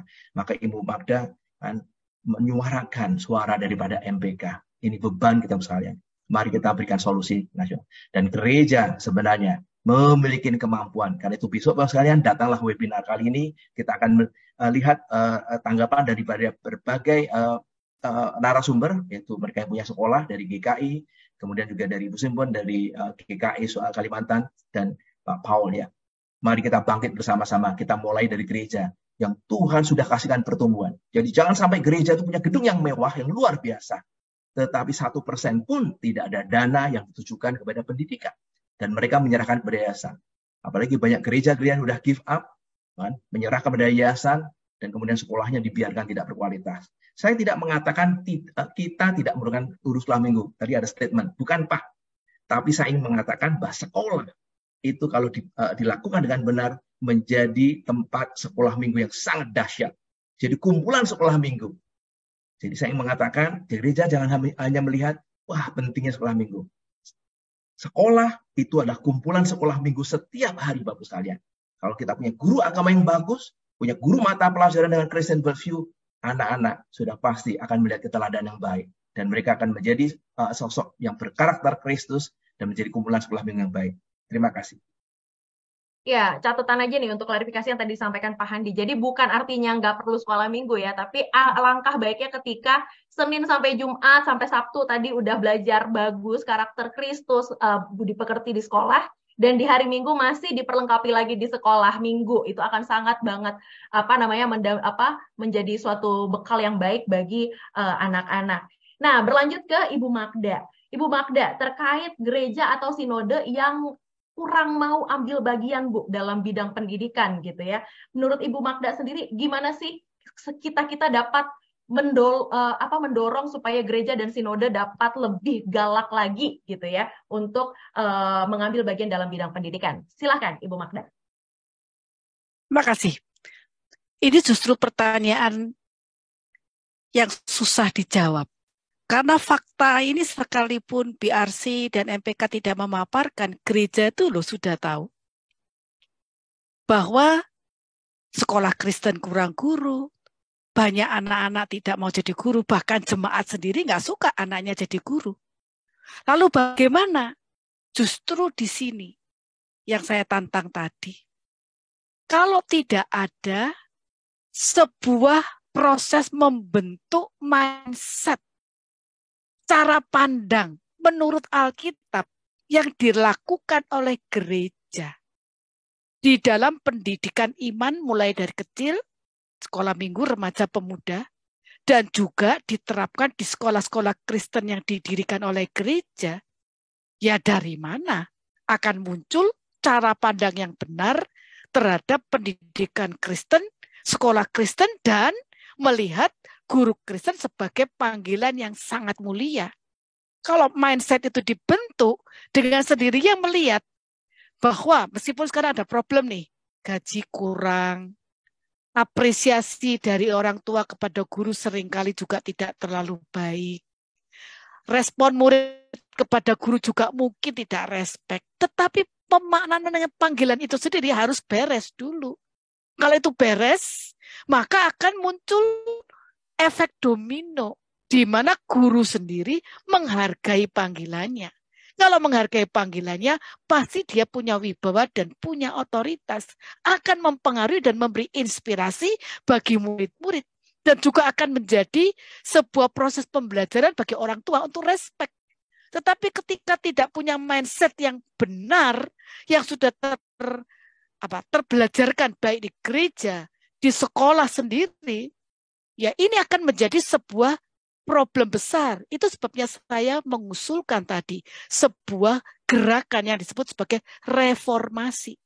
Dan apakah melalui webinar ini kita akan menggulirkan sebuah reformasi berpikir untuk anak muda yang dilakukan oleh gereja supaya terjadi sebuah movement dan mewujudkan transformasi sekolah Kristen. Dan saya percaya the power of the word of God. Ketika gereja menjalankan pembentukan mindset berdasarkan firman Tuhan, maka kebenaran Tuhan dinyatakan, respon anak muda akan diwujudkan. Dan itu adalah kasih karunia Tuhan yang memanggil anak muda masuk dalam his business. Demikian. Terima kasih Ibu Magda. Ini saya sambil milih-milih pertanyaan banyak sekali ya. Saya lanjut lagi nih ke Bu Uli nih. Saya sampai bingung. Bu Magda jangan kemana-mana. Masih ada pertanyaan juga buat Bu Magda. Untuk Bu Uli, tadi kan Pak Handi sempat nyinggung nih Bu Uli. Kan ada tunjangan sebenarnya ya buat guru-guru. Kalau misalnya nih menurut Ibu Uli yang memang menjadi orang langsung nih di sekolah, di lembaga pendidikan, dengan tunjangan yang tinggi, bukannya niat jadi guru seharusnya jadi ikut tinggi ya. Tapi bagaimana dengan hal yang justru kebalikannya ini menurut Ibu Uli? Silakan Ibu Uli. Baik, terima kasih Bu Valen untuk pertanyaan yang kedua ya. Tadi berkaitan dengan tunjangan, tapi kok gurunya jadi sedikit gitu ya Bapak Ibu. Mungkin gini Bapak Ibu. Jadi memang tunjangan-tunjangan, terutama ini kan tadi topiknya yang utama berkaitan dengan jumlah guru Kristen ya. Guru di sekolah-sekolah Kristen gitu ya Bapak Ibu ya. Jadi kalau jumlah guru secara keseluruhan, misalnya guru-guru yang menjadi ASN gitu ya, itu mungkin banyak. Tapi guru yang mau menjadi guru di sekolah Kristen, itu yang tadi coba kami gali dari data-data yang kami paparkan gitu Bapak Ibu. Nah, tunjangan-tunjangan yang diberikan pemerintah itu sebenarnya lebih kepada diutamakan kepada guru-guru ASN. Sedangkan guru-guru swasta, seperti saya sendiri kan juga di sekolah swasta ya Bapak Ibu ya. Guru-guru yang di sekolah swasta itu memang dinomorduakan oleh pemerintah di dalam mendapatkan tunjangan ini Bapak Ibu. Jadi rasio untuk mengikuti program PPG atau sertifikasi itu ya untuk dari swasta, guru-guru swasta itu memang kecil Bapak Ibu. Itu sebabnya tadi kembali lagi kepada topik, bahwa topik pada hari ini lebih kepada menyoroti jumlah guru yang mau menjadi guru di sekolah Kristen atau jumlah lulusan FKIP yang mau menjadi guru di sekolah Kristen. Mungkin demikian jawaban dari saya, Ibu Valen. Terima kasih. Baik, jadi itu di sekolah negeri ya, tapi sekolah Kristen sendiri masih bergumul tentang hal tersebut. Nah, kepada Pak Handi lagi nih, Pak Handi. Pak Handi, apa sih yang bisa dan akan dilakukan oleh MPK untuk lebih memperhatikan guru-guru Kristen yang saat ini masih bergaji kecil? Apakah dengan alasan yayasan tidak memiliki misi pendidikan? Silakan Pak Handi. Ya. Tadi ini kan memang usaha yang saya sadari satu kompleksitas yang tinggi. Melalui webinar ini, kita melihat driver utamanya salah satu gereja.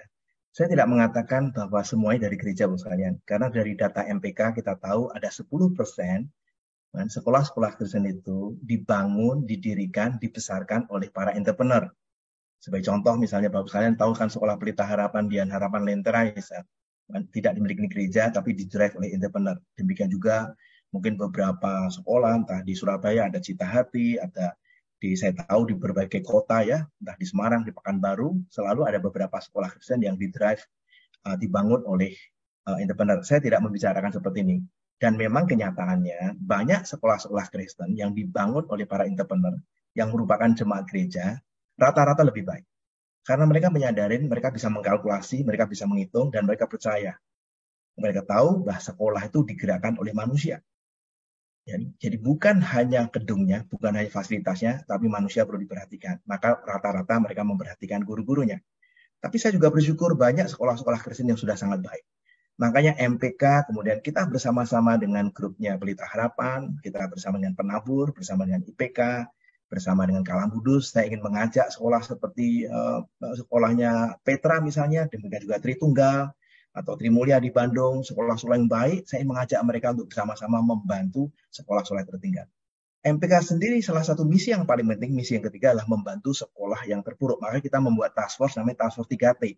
Sekolah yang terpuruk, tertinggal, dan terlupakan. Jadi 3T-nya beda dengan 3T dari pemerintah.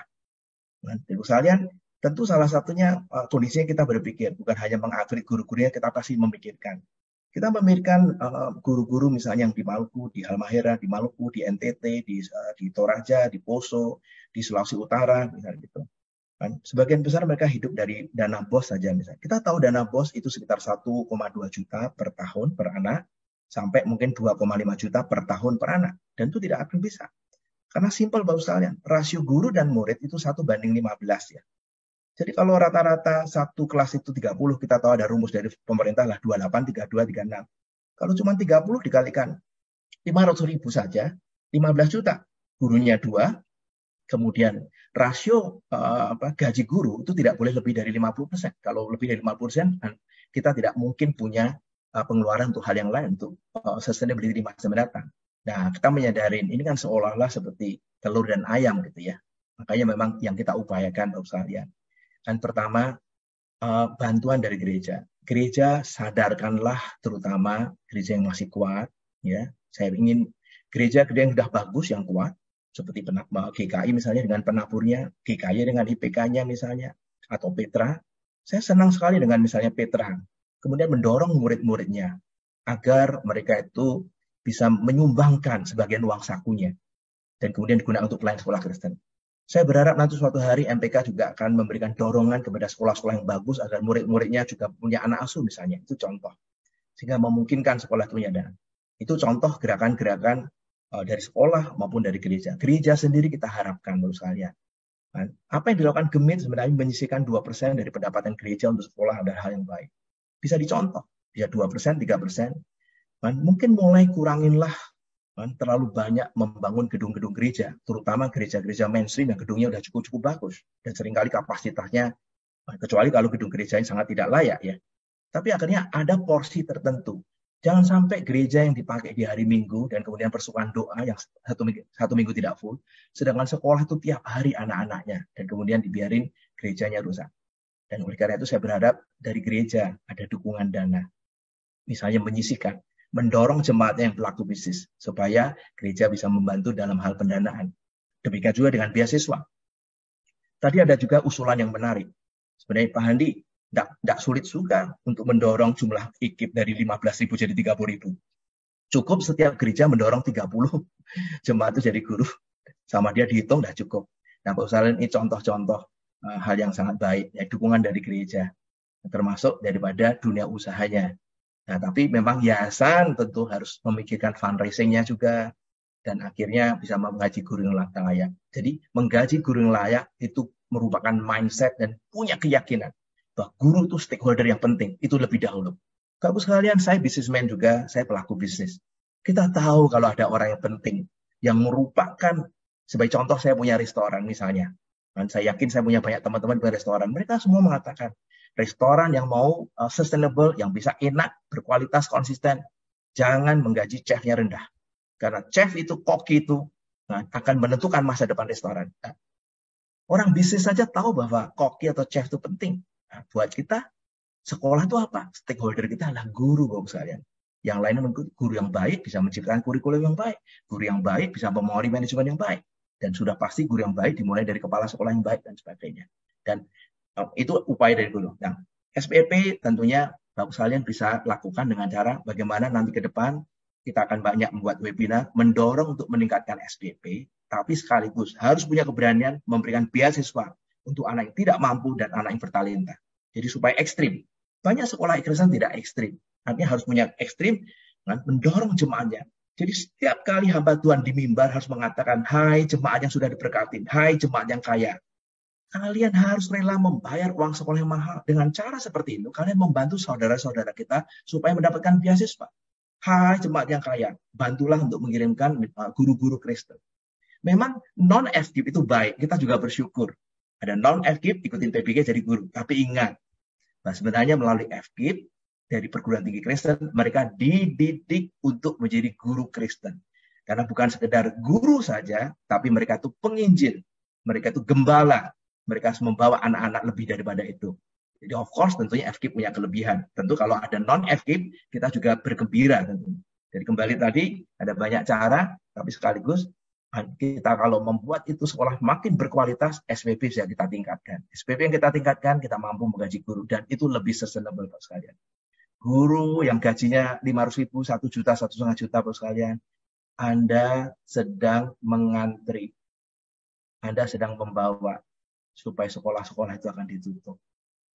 Jadi kita bertanggung jawab. Jadi Bapak sekalian yang hari ini punya guru di bawah 1,5 juta, setiap anggota yayasan bertanggung jawab.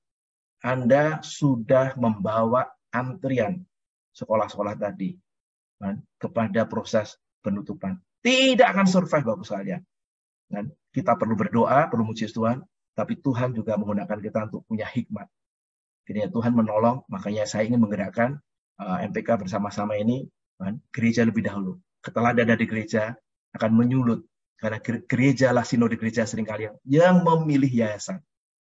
Dan akhirnya menular kepada sekolah. Terima kasih. Baik, terima kasih Pak Handi. Untuk Ibu Magda. Ibu Magda, banyak gereja dan orang tua tidak paham akan pentingnya menyiapkan tenaga guru yang berkualitas dan berkarakter seperti Kristus. Bagaimana menurut pandangan Ibu Magda? Silakan Ibu. Jawab pendek, benar. Kalau solusi, sebetulnya kan MPK ini kan bersama dengan PRC kan sedang menggerakkan paralel ya. Satu, mengobati yang luka, membenahi yang sedang bermasalah. Tapi juga harus membangun sebuah komunitas orang percaya yang bertanggung jawab. Siapa mereka? Nomor satu memang gereja. Karena gereja yang diberi mandat amanat agung. Jadi gereja memang harus mulai melakukan dengan serius untuk menolong orang tua yang hari ini menjadi jemaat, menolong orang-orang yang punya profesi, yang mempunyai peluang untuk bisa memberikan kontribusi, dan menolong mereka yang masuk di dalam dunia pendidikan, baik pengurus yayasan maupun guru, supaya memikirkan dengan sungguh-sungguh apa yang disebut dengan most important thing in life.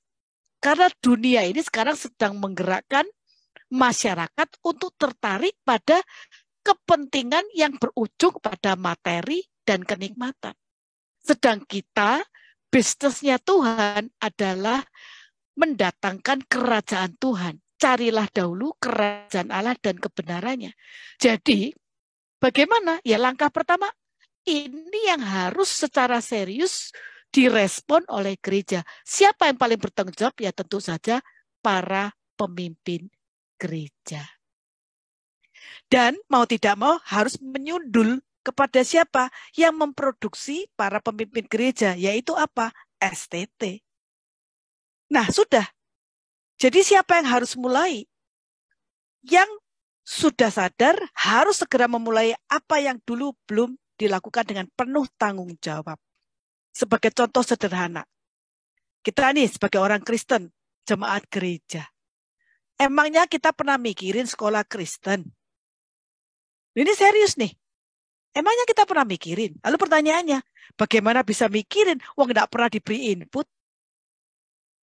Jadi input itu adalah semacam yang saya sebut tadi, kurikulum untuk gereja menerapkan agar jemaat punya mindset tentang the most important thing in life, yaitu untuk mengerjakan bisnisnya Tuhan di dalam dunia ini melalui setiap anak muda memenuhi panggilan Tuhan dalam hidupnya. Nah, itu harus dirancang. Salah satu contoh, gereja harus punya yang konkret nih. entah itu disebut komisi pendidikan ataupun departemen untuk pendidikan iman yang merancang kurikulum yang betul-betul menolong gereja menjadi gereja sebagaimana yang Tuhan kehendaki. Jadi kalau katakan gereja, tadi kalau mengatakan apa dikatakan oleh Pak Handi tentang pelaku bisnis, ini kan bisnis umum ini. Nah kita juga punya bisnis yang bernilai kekal, bisnisnya Tuhan. Nah itu juga harus dirancang. Dan gereja memang paling bertanggung jawab. Jadi ya, start from now. Tidak boleh menunggu. Segera dimulai. Dan besok sebenarnya merupakan kesempatan untuk menuangkan ide-ide konkret.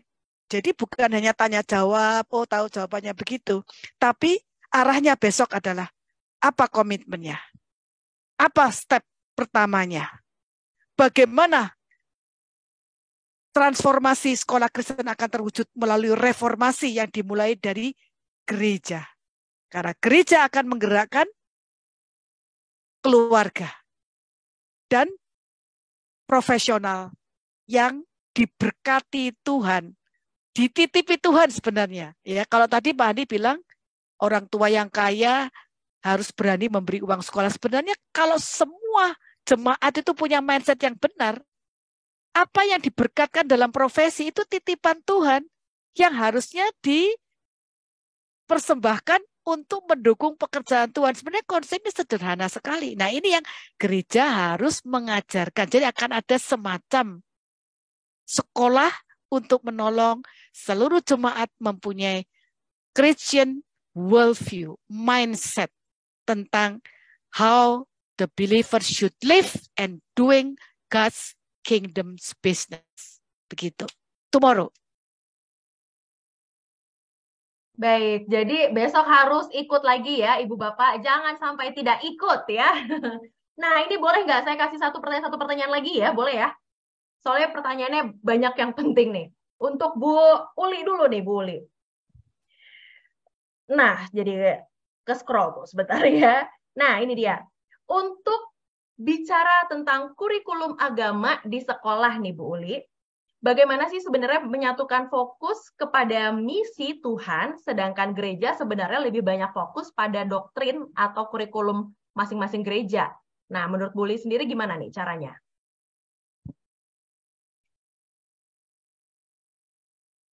Ya, mungkin saya tadi mengulang kembali jawaban dari Ibu Mahda ya, bahwa memang tugas dari sekolah, panggilan dari sekolah Kristen itu adalah salah satunya adalah penginjilan dan pemuritan. Gitu ya, Ibu. Jadi memang bagaimana kurikulum agama itu bukan hanya diajarkan di pelajaran agama sebenarnya. Jadi setiap guru Kristen ya, Bapak Ibu yang mengajar di sekolah Kristen, seharusnya mempunyai satu panggilan bahwa melalui mata pelajaran yang diajarkan, dia juga melakukan penginjilan itu. Melakukan tugas yang seperti yang dilakukan juga oleh gereja ya Bapak Ibu ya. Tapi kalau metodenya kan berbeda ya. Kalau di gereja lebih pendekatannya ke khotbah. Kalau di sekolah mestinya bukan hanya kembali lagi khotbah. Kalau khotbah lagi nanti anak-anak bertanya apa bedanya sekolah dengan gereja gitu kan ya Bapak Ibu ya. Tapi mestinya di sekolah itu bagaimana ketika kita melakukan proses atau proyek-proyek di dalam mata pelajaran itu, di situ terjadi proses penginjilan. Di situ terjadi proses pemuritan. Bagaimana ketika guru menghadapi konflik atau menghadapi murid-murid yang melakukan tindakan undisiplin, di situ ada proses penginjilan, di situ ada proses pemuritan. Nah, mungkin itu salah satu itu jawaban yang saya bisa berikan Ibu Valen untuk pertanyaan yang tadi disampaikan. Terima kasih. Jadi lewat tutur kata, tindak tanduk gitu ya, lewat perilaku dari si guru itu sendiri. Nah, pertanyaan terakhir untuk Pak Handi, lalu ke Bu Magda nanti. Pak Handi tadi sempat menyinggung tentang sekolah Pelita Harapan gitu ya Pak. Nah, kenapa sih Pak menurut Bapak ngomongin tentang isu inkompetensi pengurus yayasan sekolah Kristen, kenapa mereka nggak mempekerjakan aja semacam CEO pendidikan supaya bisa ngurusin sekolah-sekolah dalam naungannya? Dan gimana nih Pak menurut Bapak supaya perusahaan-perusahaan milik orang Kristen bisa menjalankan fungsi CSR-nya untuk membantu meningkatkan gaji guru Kristen se-Indonesia? Silahkan Pak Handi. Wah, pertama ya, memang kalau kita melihat ya, perbedaan antara sekolah Kristen yang maju dan berkembang dengan sekolah Kristen yang stagnan atau kemudian yang decline terpuruk. Ini yang paling terlihat membedakan tentu saja adalah kualitas pengurus yayasannya. Maka bersyukurlah untuk sekolah-sekolah yang baik, akhirnya mereka itu menciptakan alumni yang baik. Ketika mereka sudah bekerja, umur 40, 50, mereka kemudian terbeban, mereka kemudian jadi anggota yayasan karena mereka merasa pernah lulus dari sekolah yang baik dan menjadi orang-orang yang baik. Nah, kalau dari perspektif pengalaman, saya melihat bahwa pengurus yayasan yang baik, tentunya nomor satu mereka harus punya passion di pendidikannya, passion pasti. Punya passion pendidikan nggak cukup kalau nggak komitmen. Nah, kalau pengurus yayasan cuman meeting sebulan sekali aja nggak bisa, 3 bulan sekali nggak bisa, paling setahun sekali, itu pun guru-guru ya. Sudah nggak bisa juga walaupun punya passion tapi nggak punya komitmen. Sudah pasti nomor 3 perlu adalah pengurus yayasan yang punya talenta sesuai dengan bidang masing-masing. Nah, sekarang kita pikirkan setelah punya passion, punya komitmen, punya talenta. Tapi of course fundamentalnya mereka sudah pasti sudah lahir baru ya. Mereka sudah menjadi orang-orang yang percaya kepada Tuhan Yesus ya. Itu sudah harga mati lah ya kalau yang nomor 1. Nah sekarang talenta. Saya melihat talenta dari pengurus yayasan, kalau boleh ya saya sharingkan, pilihlah anggota yayasan yang paling tidak mereka itu memiliki talenta di 3 hal. 1, tentunya jangan lupa adalah mereka orang-orang yang punya spiritualitas yang baik ya. Jadi termasuk dalam hal ini entah majelis, entah hamba Tuhan perlu duduk di dalam yayasan. Karena mereka mengingatkan, keunikan sekolah Kristen adalah Christian worldview-nya. Sekolah Kristen kalau tidak mengajarkan Christian worldview, sama seperti visi MPK, sekolah itu harus berkualitas di satu sisi, tapi di satu sisi harus Christian worldview. Ini merupakan satu mata koin, 2 sisi yang tidak bisa dilepaskan. Tanpa Christian worldview, ya tidak menjadi sekolah Kristen, jadilah sekolah sekuler saja, jadilah sekolah humanis, jadilah sekolah yang netralisme dan sebagainya. Jadi otomatis di dalam yayasan itu perlu ada keteladanan seperti ini. Kemudian kelompok kedua adalah mereka-mereka ya yang betul-betul memahami manajemen sekolah. Manajemen sekolah menjadi sangat penting sekali, terutama manajemen sekolah. Jadi sangat baik sekali kalau orang-orang ini adalah orang-orang yang memang sudah jadi CEO atau jadi pelaku usaha. Dan kalau bisa dari gereja sendiri otomatis sudah pasti. Jadi bukan berarti hire CEO dari luar. Kan tidak lulus dia, belum tentu Kristen, belum tentu punya passion, belum tentu punya komitmen. Talenta sih buat segudang, tapi buat apa? Itu tidak memberikan jawaban untuk sekolah Kristen. Ya. Kalau bisa pelaku bisnis yang ada dalam gereja, yang punya tadi, syaratnya tadi, selain lahir baru, punya passion, punya komitmen, dan ada talenta.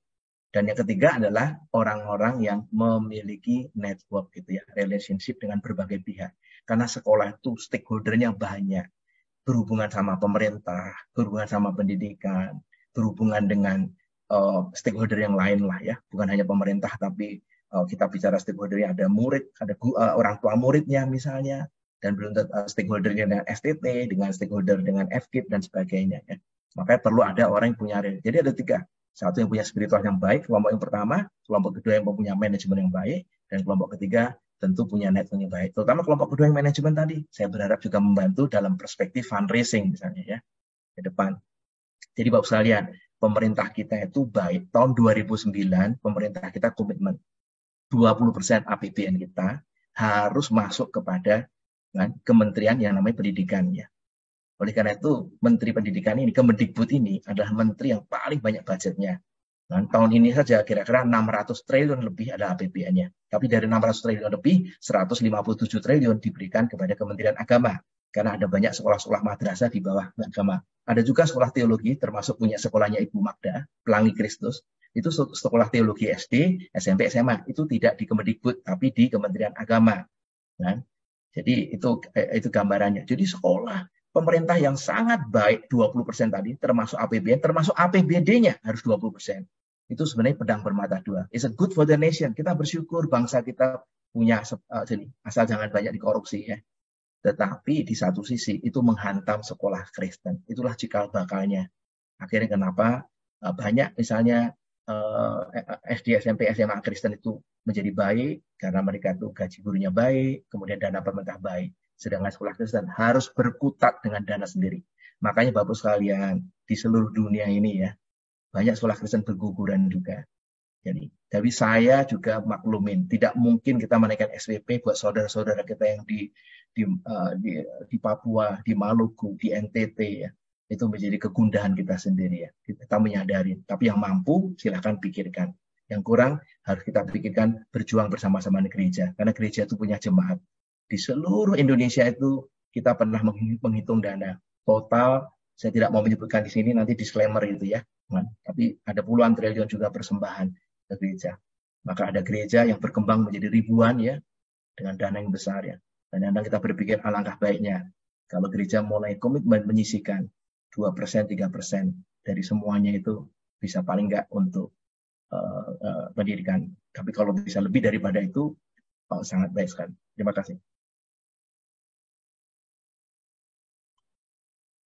Terima kasih Pak Handi. Nah ini pertanyaan terakhir buat Ibu Magda, dan nanti setelah Ibu Magda mohon Pak Handi, Bu Uli dan Bu Magda juga mempersiapkan masing-masing closing statement ya.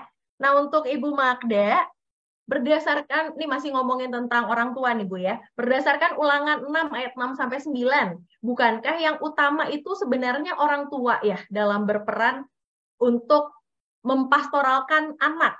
Kemudian baru dibantu oleh sekolah minggu, lalu kemudian dibantu lagi dengan peran guru Kristen di sekolah. Nah, jadi gimana nih menurut Ibu Magda kalau misalnya orang tua tadi kurang berperan padahal seharusnya dia yang paling berperan? Ya, sebenarnya institusi yang didirikan oleh Tuhan kan memang keluarga. Gereja adalah keluarga dari keluarga-keluarga Allah ini. Jadi kalau kita mengatakan desain keluarga itu sebenarnya satu keluarga inti. Kedua adalah keluarga inti yang dalam satu community yang disebut dengan gereja. Dan pada waktu pendidikan membutuhkan dukungan dari the family of God, maka lahirlah sekolah. Jadi sekolah itu sebetulnya lahir dari kandungan gereja. This is yang betul, harusnya demikian. Sehingga sebetulnya kurikulum untuk pendidikan mengasihi Allah, kan sebenarnya itu tujuannya. Pendidikan yang mengasihi Allah itu akan membentuk Christian worldview. Yang tadi disebut-sebut bahwa pendidikan yang membedakan sekolah Kristen dengan yang tidak adalah bahwa di sekolah Kristen itu pembentukan worldview dilakukan every day. Kalau keluarga, pembentukan worldview dengan praktisnya.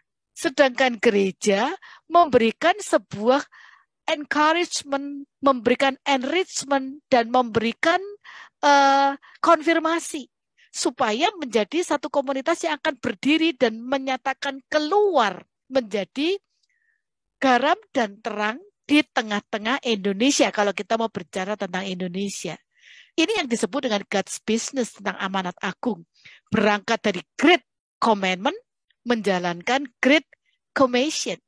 Jadi betul sekali. Nah, keluarga-keluarga membutuhkan pendidikan dari gereja. Karena para pemimpin gereja itu belajar teologi yang menolong. Kalau dalam sistem pendidikan Yahudi itu seperti begini. Ada para rabi yang mendampingi para orang tua. Nah ini yang terjadi, bahwa gereja dengan para pemimpin rohani yang sudah sekolah full teologi itu bertanggung jawab melengkapi orang tua untuk menerapkan Ulangan 6 ayat 4 sampai 9. This is true. Betul sekali. Nah, dalam hal inilah kenapa gereja paling bertanggung jawab. Sebab gereja mempunyai pemimpin-pemimpin yang disiapkan untuk mendidik, mengedukasi orang tua untuk bisa menjalankan panggilan Tuhan yang terutama. That's my point. Thank you. Baik, jadi orang tua juga butuh nih fondasinya dibantu oleh gereja, para hamba Tuhan. That's ya. Right. Nah, untuk closing statement nih, tapi sebelum closing statement, Ibu Bapak sekali lagi mohon maaf kalau misalnya banyak sekali pertanyaan yang tidak dapat dibahas langsung oleh ketiga narasumber kita. Karena ada juga yang akan dibahas besok, atau bahkan juga ada hal-hal yang mungkin masih lebih luas ya, terlalu luas gitu ya. Nah, untuk itu, kalau misalnya Ibu Bapak nanti masih ada pertanyaan lebih lanjut, nanti boleh disampaikan kepada para admin ya, admin MPK ataupun admin dari Bilangan Research. Untuk closing statement, Untuk Bu Uli dulu, habis itu Pak Handi, dan kemudian terakhir untuk Ibu Magda. Silakan Ibu Uli. Baik, terima kasih Bu Valen. Saya ingin menyampaikan closing statement saya dengan kembali berefleksi ya Bapak, mengajak Bapak Ibu untuk berefleksi dengan pertanyaan berikut. Siapa yang bertanggung jawab mendidik generasi Kristen Bapak Ibu? Lalu apakah kita membiarkan generasi ini dididik oleh dunia ini? Kita membutuhkan guru-guru Kristen yang cakap, yang memiliki passion, dan juga memiliki Christian worldview untuk mendidik dan memberikan teladan bagi generasi muda Kristen. Tuayan sudah banyak, namun pekerja yang tulus yang mau melayani di ladang Tuhan tidak banyak. Oleh karena itu kita perlu berdoa sambil berusaha mencari pekerja-pekerja yang siap menuai, bahkan terus menolong pekerja-pekerja yang belum layak untuk terus diperlengkapi agar kelak dapat dipakai Tuhan secara optimal dalam pelayanan di ladang Tuhan. Demikian closing statement dari saya, Ibu Valen. Terima kasih. Terima kasih Ibu Uli. Silakan Pak Handi. Ya, sebelumnya ya, buat teman-teman rekan-rekan yang resen, mungkin bisa menuliskan pertanyaan atau komentarnya di WA. Mungkin tolong dikasih prioritas besok untuk dijawab oleh narasumbernya ya. Mohon maaf karena ini keterbatasan, kita membatasi supaya jangan ada interaksi yang membuat webinarnya itu bisa berjam-jam ya. Terima kasih banyak. Sekolah Kristen adalah ladang pelayanan yang sangat efektif ya. Oleh karena itu, saya senang sekali untuk kita bersama-sama ingat jutaan anak-anak Kristen yang sekolah Kristen yang bersekolah di sekolah Kristen di Indonesia. Berikanlah mereka jendela supaya mereka bisa melihat dunia luar, supaya mereka bisa melihat kemuliaan Tuhan Yesus. Jangan berikan kepada mereka cermin sehingga mereka hanya tiap hari berdiri memandang wajah mereka yang sama. Dari bulan ke bulan, dari tahun ke tahun, mereka melihat wajah yang sama, wajah yang terpuruk. Dan salah satu kemungkinan jendela itu bisa terbuka adalah melalui guru-guru Kristen yang baik. Oleh karena itu jangan jadikan guru Kristen sama seperti Tuhan Yesus adalah guru yang agung, pengajar yang agung. Mereka bukan warga negara kelas 2 dalam konteks pengajaran. Berikan kepada mereka porsi yang sebenarnya. Karena di tangan mereka lah seringkali membawa anak-anak kenal Kristus dan itu akhirnya membawa pertumbuhan gereja-gereja di Indonesia. Terima kasih. Silakan Ibu Magda. Ya, terima kasih. Saya ingin memberikan faith statement.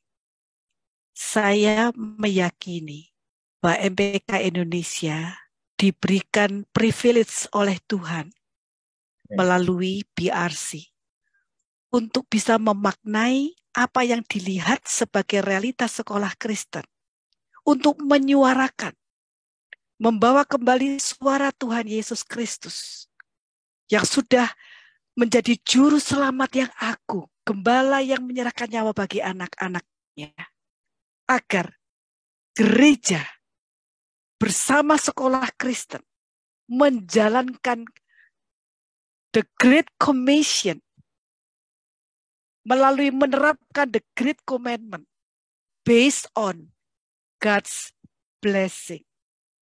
Saya meyakini bahwa Tuhan sedang memberkati Indonesia melalui one of many, yaitu MPK Indonesia. Dan kalau ada berkat Tuhan, maka revival untuk terjadinya sebuah gerakan, movement, kebangunan, dan transformasi sekolah Kristen akan menjadi sebuah kenyataan.